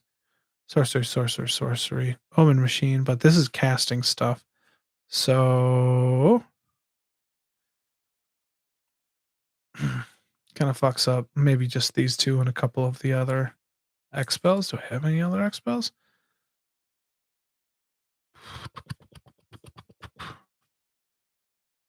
The beginning of each player's draw step, that player exiles the top card of his or her library. If it's a land card, that player puts it on the battlefield. Otherwise, the player casts it without paying its mana cost. I feel like I'm going to get blown out from Omen Machine. All right, so if I'm looking at these two, would I rather have Omen Machine or Alms Collector? I think Omen Machine is probably more on theme. Bummer. All right, I think that's what we're doing. I think just being on theme a little bit more helps. So we're down to just Omen Machine. Null Mage for artifacts and enchantments and just be able to get rid of the board. Surge Banner to Shar. Yeah, I like that over Sun Titan as well, right? Yeah. Vizier, Off the top, untapping, timeless, Centaur Vinecrasher. Do I care about that fatness right there? Equal to the number of land cards in all graveyards. I think we'll cut Centaur. It's not too different than like Slogurk or whatever. Let's keep that. All right. To Fury. This is definitely probably the biggest one. To Fury. Arachnogenesis. Moment's Peace. I like that. Cleansing Meditation. Yup. Knighthood. Commander Sphere. Crucible. 1,000 Year. Halo Fountain. Oketra. Crozen. Courser. I think we get rid of Fey Burrow and maybe Bloom Tender.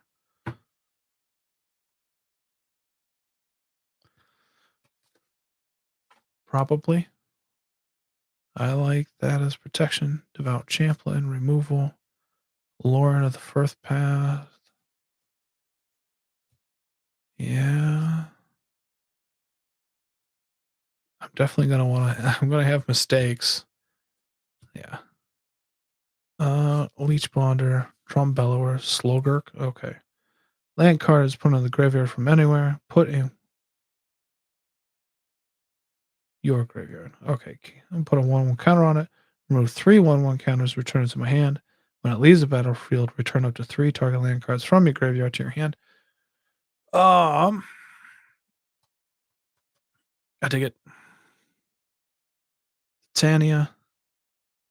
Should give me a bunch of life. Splinter Fright. I like the idea of it, but maybe this is one I'd rather have like Slogurk and Vine Crasher,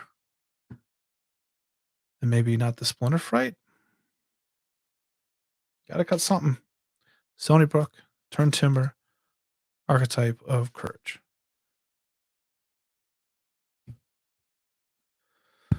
All right, and then let's go to the twos. All right, I like Two Arms, Benefactor's Draft, Mission Briefing, Planar Birth. Yeah, yeah. Cryptolith Right. I think Search for Azcanta is just like too slow. We can cut that. Counterbalance is sweet. Curse of the Bounty. Quest. Mindstone. Scroll Rack. Manriki. Greaves Boots. Throne of the God Pharaoh. Jace is still there. Reality Chip. Basically, I'm not allowed to play like art or instants and sorceries off the top of my library. Otherwise, I have like creatures and lands and stuff like that. So like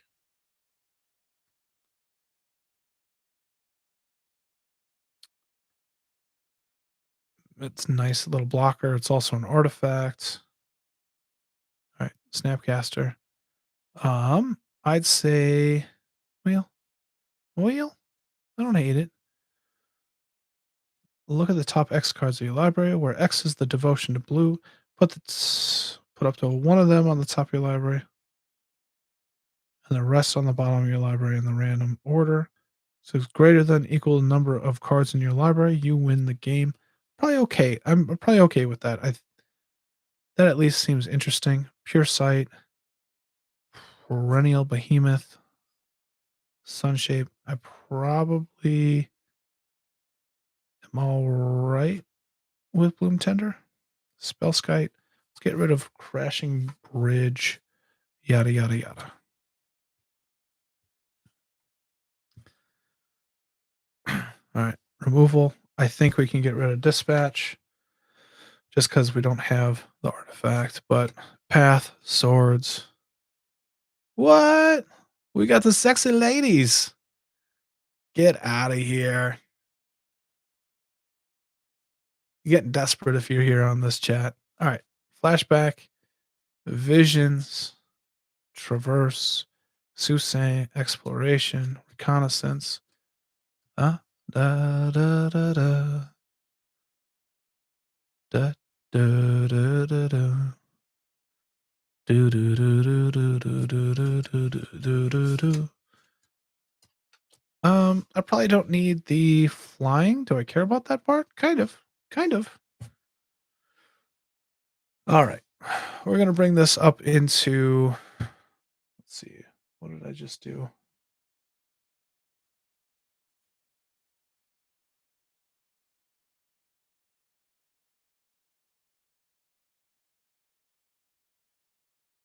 I don't know.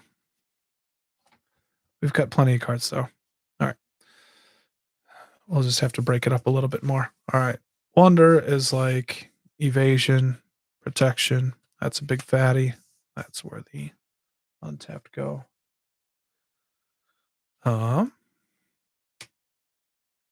Ramps. That is protection. Ramp.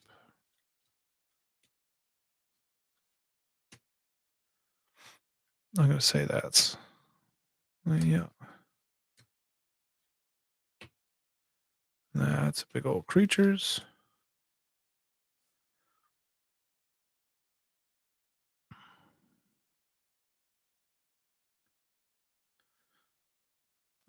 That is making tokens. Ramp Rooney. That is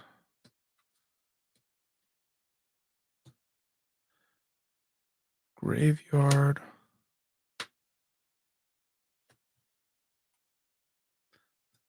Section removal.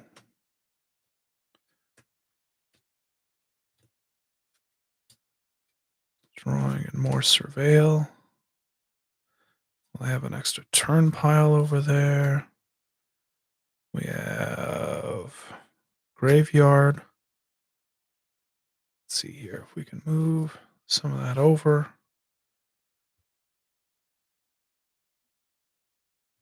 Oh, I already had a graveyard section. Whoop. Tap. That is a boost token.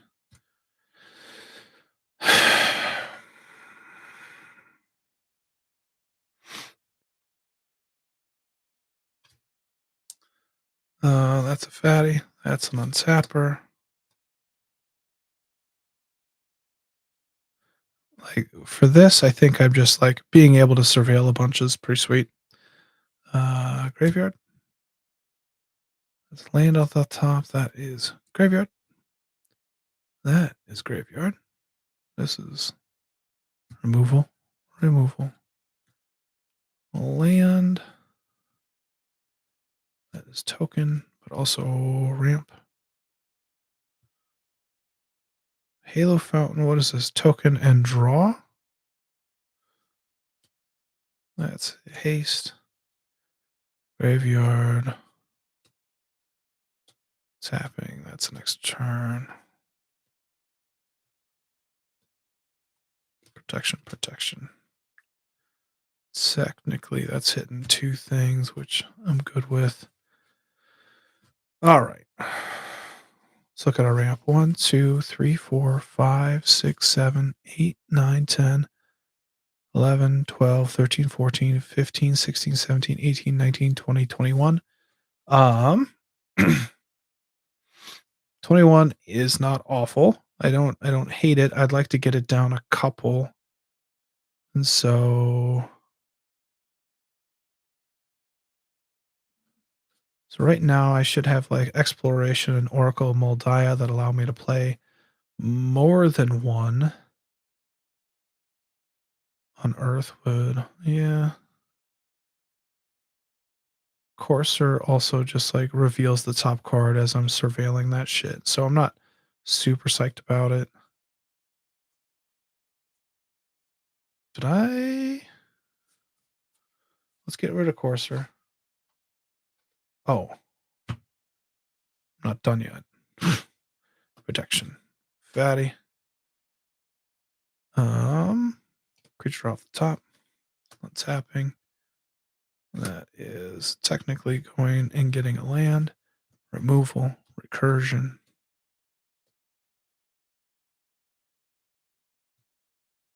Protection.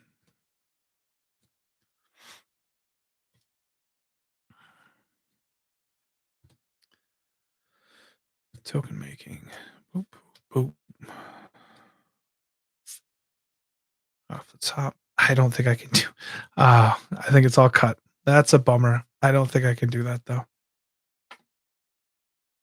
Recursion, removal, tokens, removal.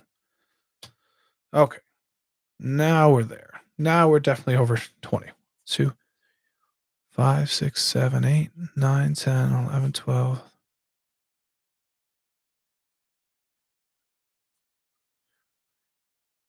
26. All right. That needs to be cut. But I like Splendid, Scare Tiller, Oracle, Centaur, Hedron, Timeless. Yep, yep, yep. I like them all. Cryptolith, Mindstone.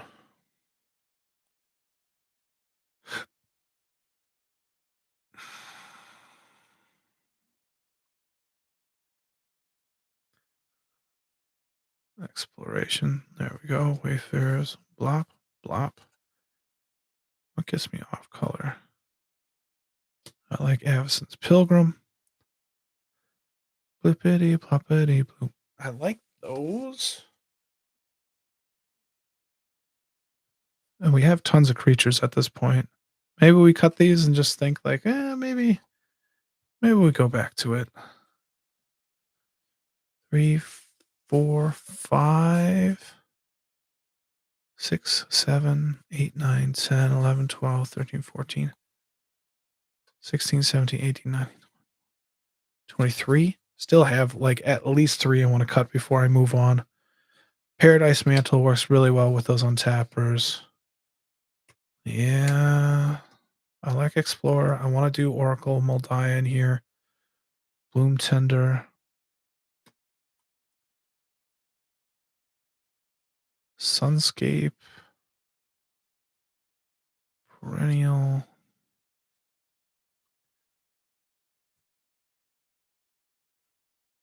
Augur. Yeah, that just seems solid. Manosphere, blippity bloppity. Centaur. Ugh, ugh. Okay, well, I can't get rid of anything else. That is difficult. Not the elves. Yeah, yes, the elves. 4, 5, 6, 7, 8, 9, 10, 12, 13, 14, 15, 16, 17, 18. Probably want to get opt in here too. Let me.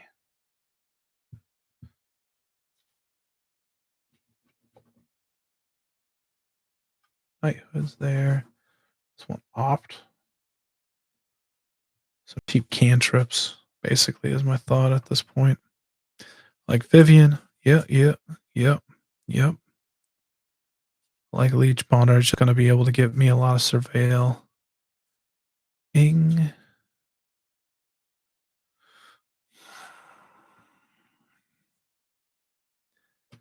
I don't think I like the reality chip. We can cut that for now. Cutting a lot of. Let's get rid of Ghostly Pilfer. And reality chip. Thassa's Oracle, Pure Sight, Visions, Traverse, Susang. All right. 1, 2, 3, 4, 5, 6, 7, 8, 9, 10, 11, 12, 13, 14, 15, 16. 16 for the draw.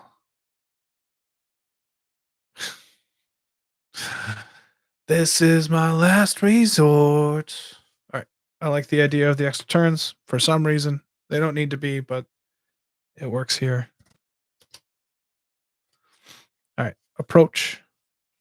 Centaur and Slogurk are kind of very similar. Titania makes a ton of sense here. Throne. I like the Zephyrum and Thoughtbound. I don't know if I need the Triumph or Triumph of St. Catherine. 5/5 lifelink. When it dies, shuffle it into the top 6 cards. no idea what this deck is doing because I keep jumping in and out. So obviously I just post gibberish as usual. Well, well. No, you're doing good, man. I think I'm gonna cut Triumph of St. Catherine's. Not a lot of miracles. Three miracles to choose from now. All right, recursion. I like Storm of Souls. I like Order of White Clay, Emery. I think I can cut Savine's Reclamation, Tashar, Snappy, Mission Briefing.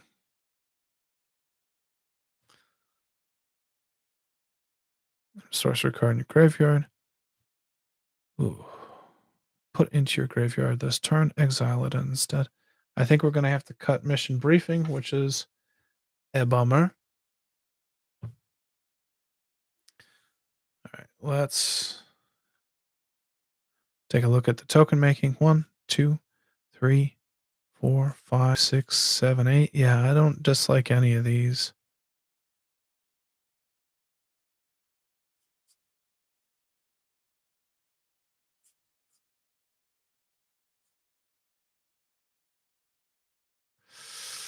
Woof. All right. Didn't get rid of any of that. Untapping. 1, 2, 4, 5, 6, 7, 8. So maybe I get rid of the ones that I care about, like with them attacking me, which would be Revel and Curse. So those can be cut. 1, 2, 3, 4, 5, 6.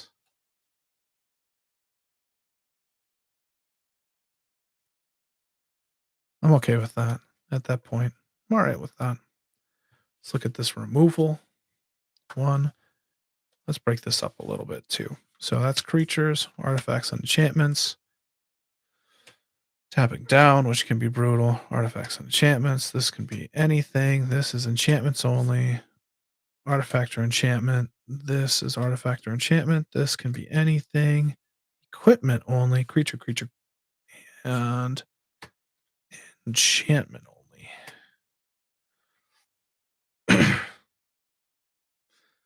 All right. So I think I need to be able to deal with like the creatures. I do not have much. So it's 1, 2, 3. And I think I go with opposition and glare of subdual, like just to be able to control on tap. I'm all right with that idea. All right. Counterbalance for sure. I think Ray of Revelation goes away. Cleansing meditation in for the threshold. Just like a wrath being able to deal with everything. Do I care about that? Do I care about that? I think Surge Spanner can go away. I think it's just too expensive. I think that's going to end up being my problem.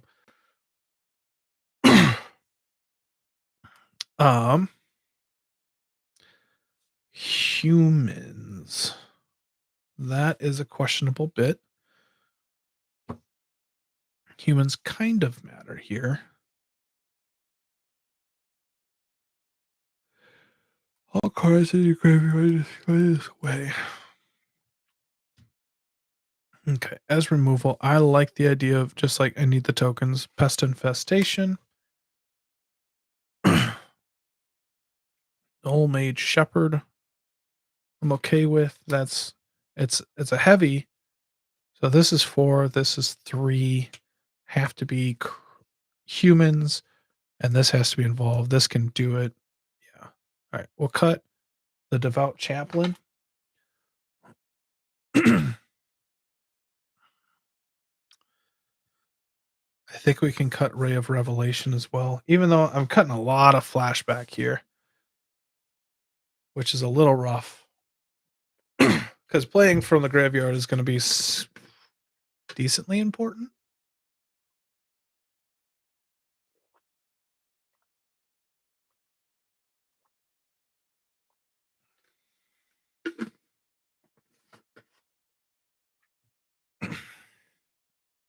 But I like the idea of like that wrath. All right. I like the Lauren because be able to draw some cards off of it.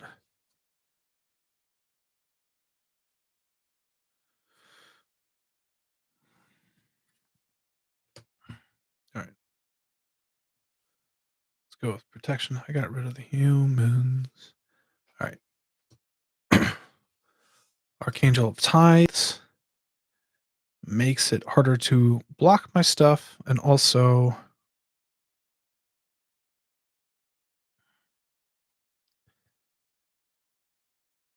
they almost always have to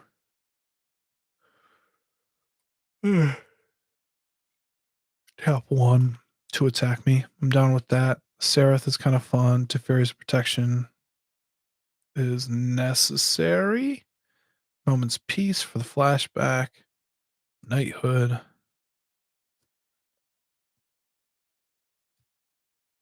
Probably get probably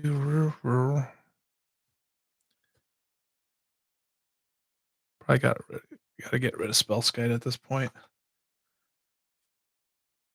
Dark Sphere is fun, but can go away. Glory and Wonder can be in the graveyard. All right, let's see. We're getting a respectable mound. Hopefully, we're down around 100. 1, 2, 3, 7, 8, 9, 10.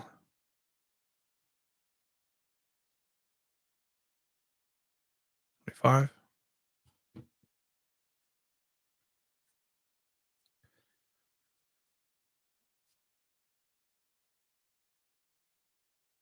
25.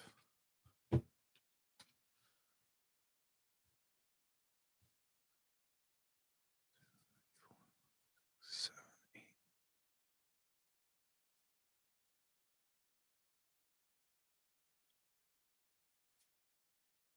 25. 8. All right, that's 75.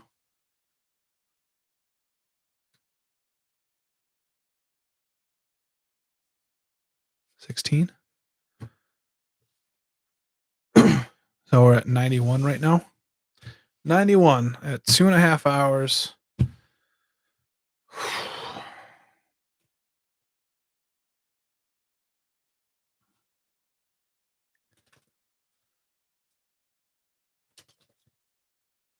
Um.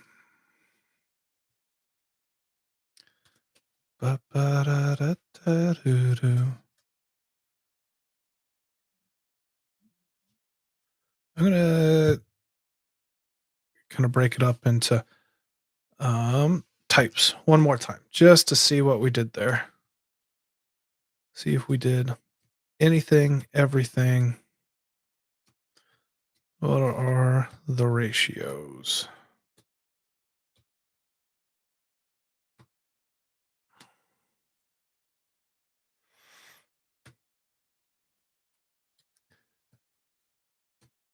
That's the hope. Because we do need to add top in here, right?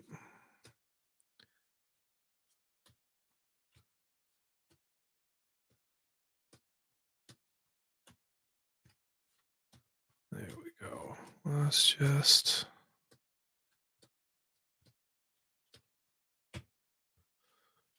oop.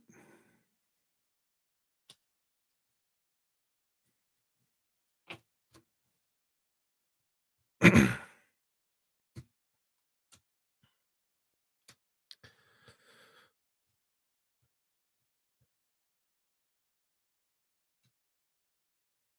see here.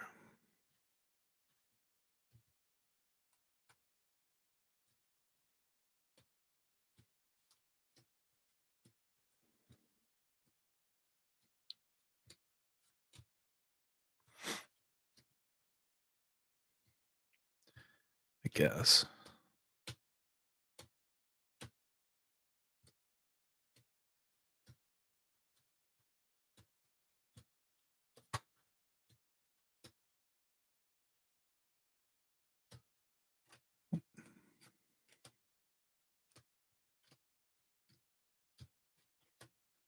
Still a ton of creatures. All right, I'm down with these twos.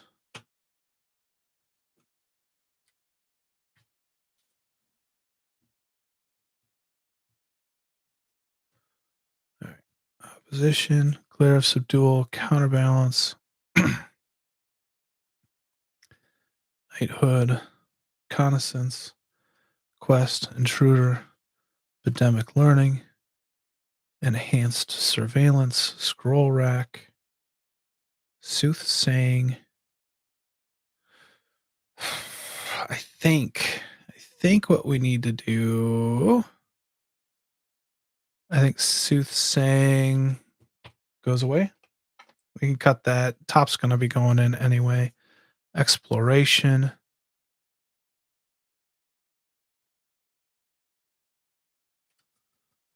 2, 3, 7, 8. What have we cut so far?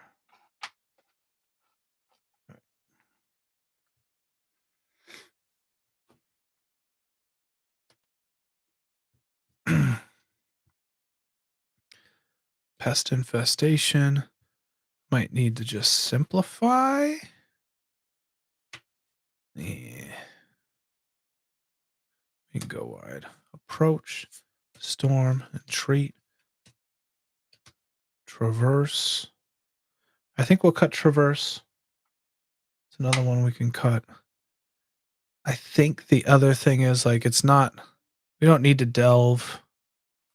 Like I said, I don't really want to get rid of my graveyard at this point.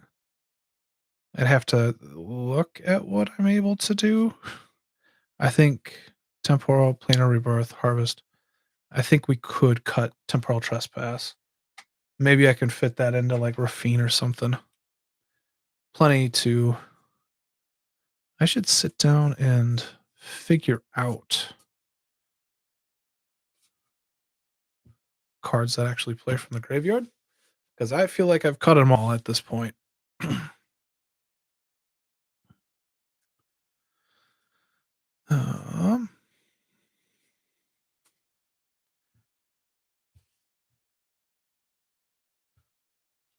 Artifacts, Greaves, Throne, Oketra's Monument, Hedron.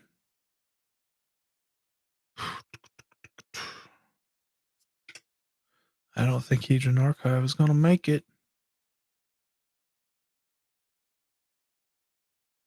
Mind Stone, Commander Sphere. We can cut Hedron Archive.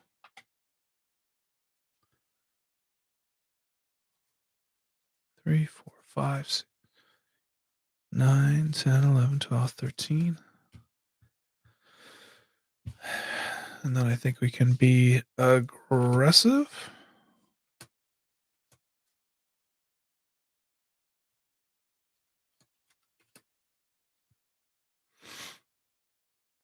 We'll cut Semite Elder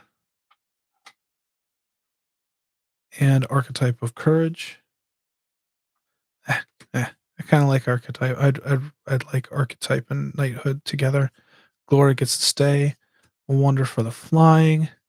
Slowgurk and Centaur Vine Crasher I'm cool with. Titania. Thought. Zephyrum. Order of White Clay. Emery. Eternal. Snappy. Sigarda.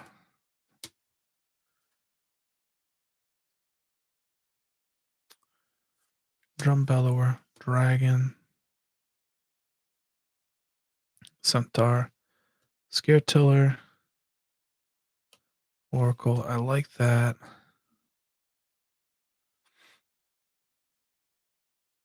Nimrith. Dragon. Jace. Thassa. Pure Sight. Avacyn. Maybe. Perennial.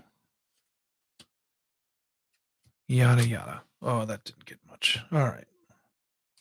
So right now we're going to be at 89, 88, 87, 86. 86.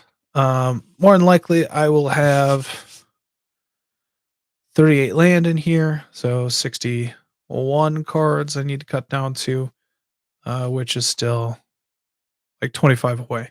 Still plenty here to work with. Um, I probably won't take a or make another video of this, so you'll just have to keep an eye out for when we gameplay with this, or um, you can follow us on Moxfield where we got a lot of stuff going on too. But either way, I appreciate it for working with Tocasia.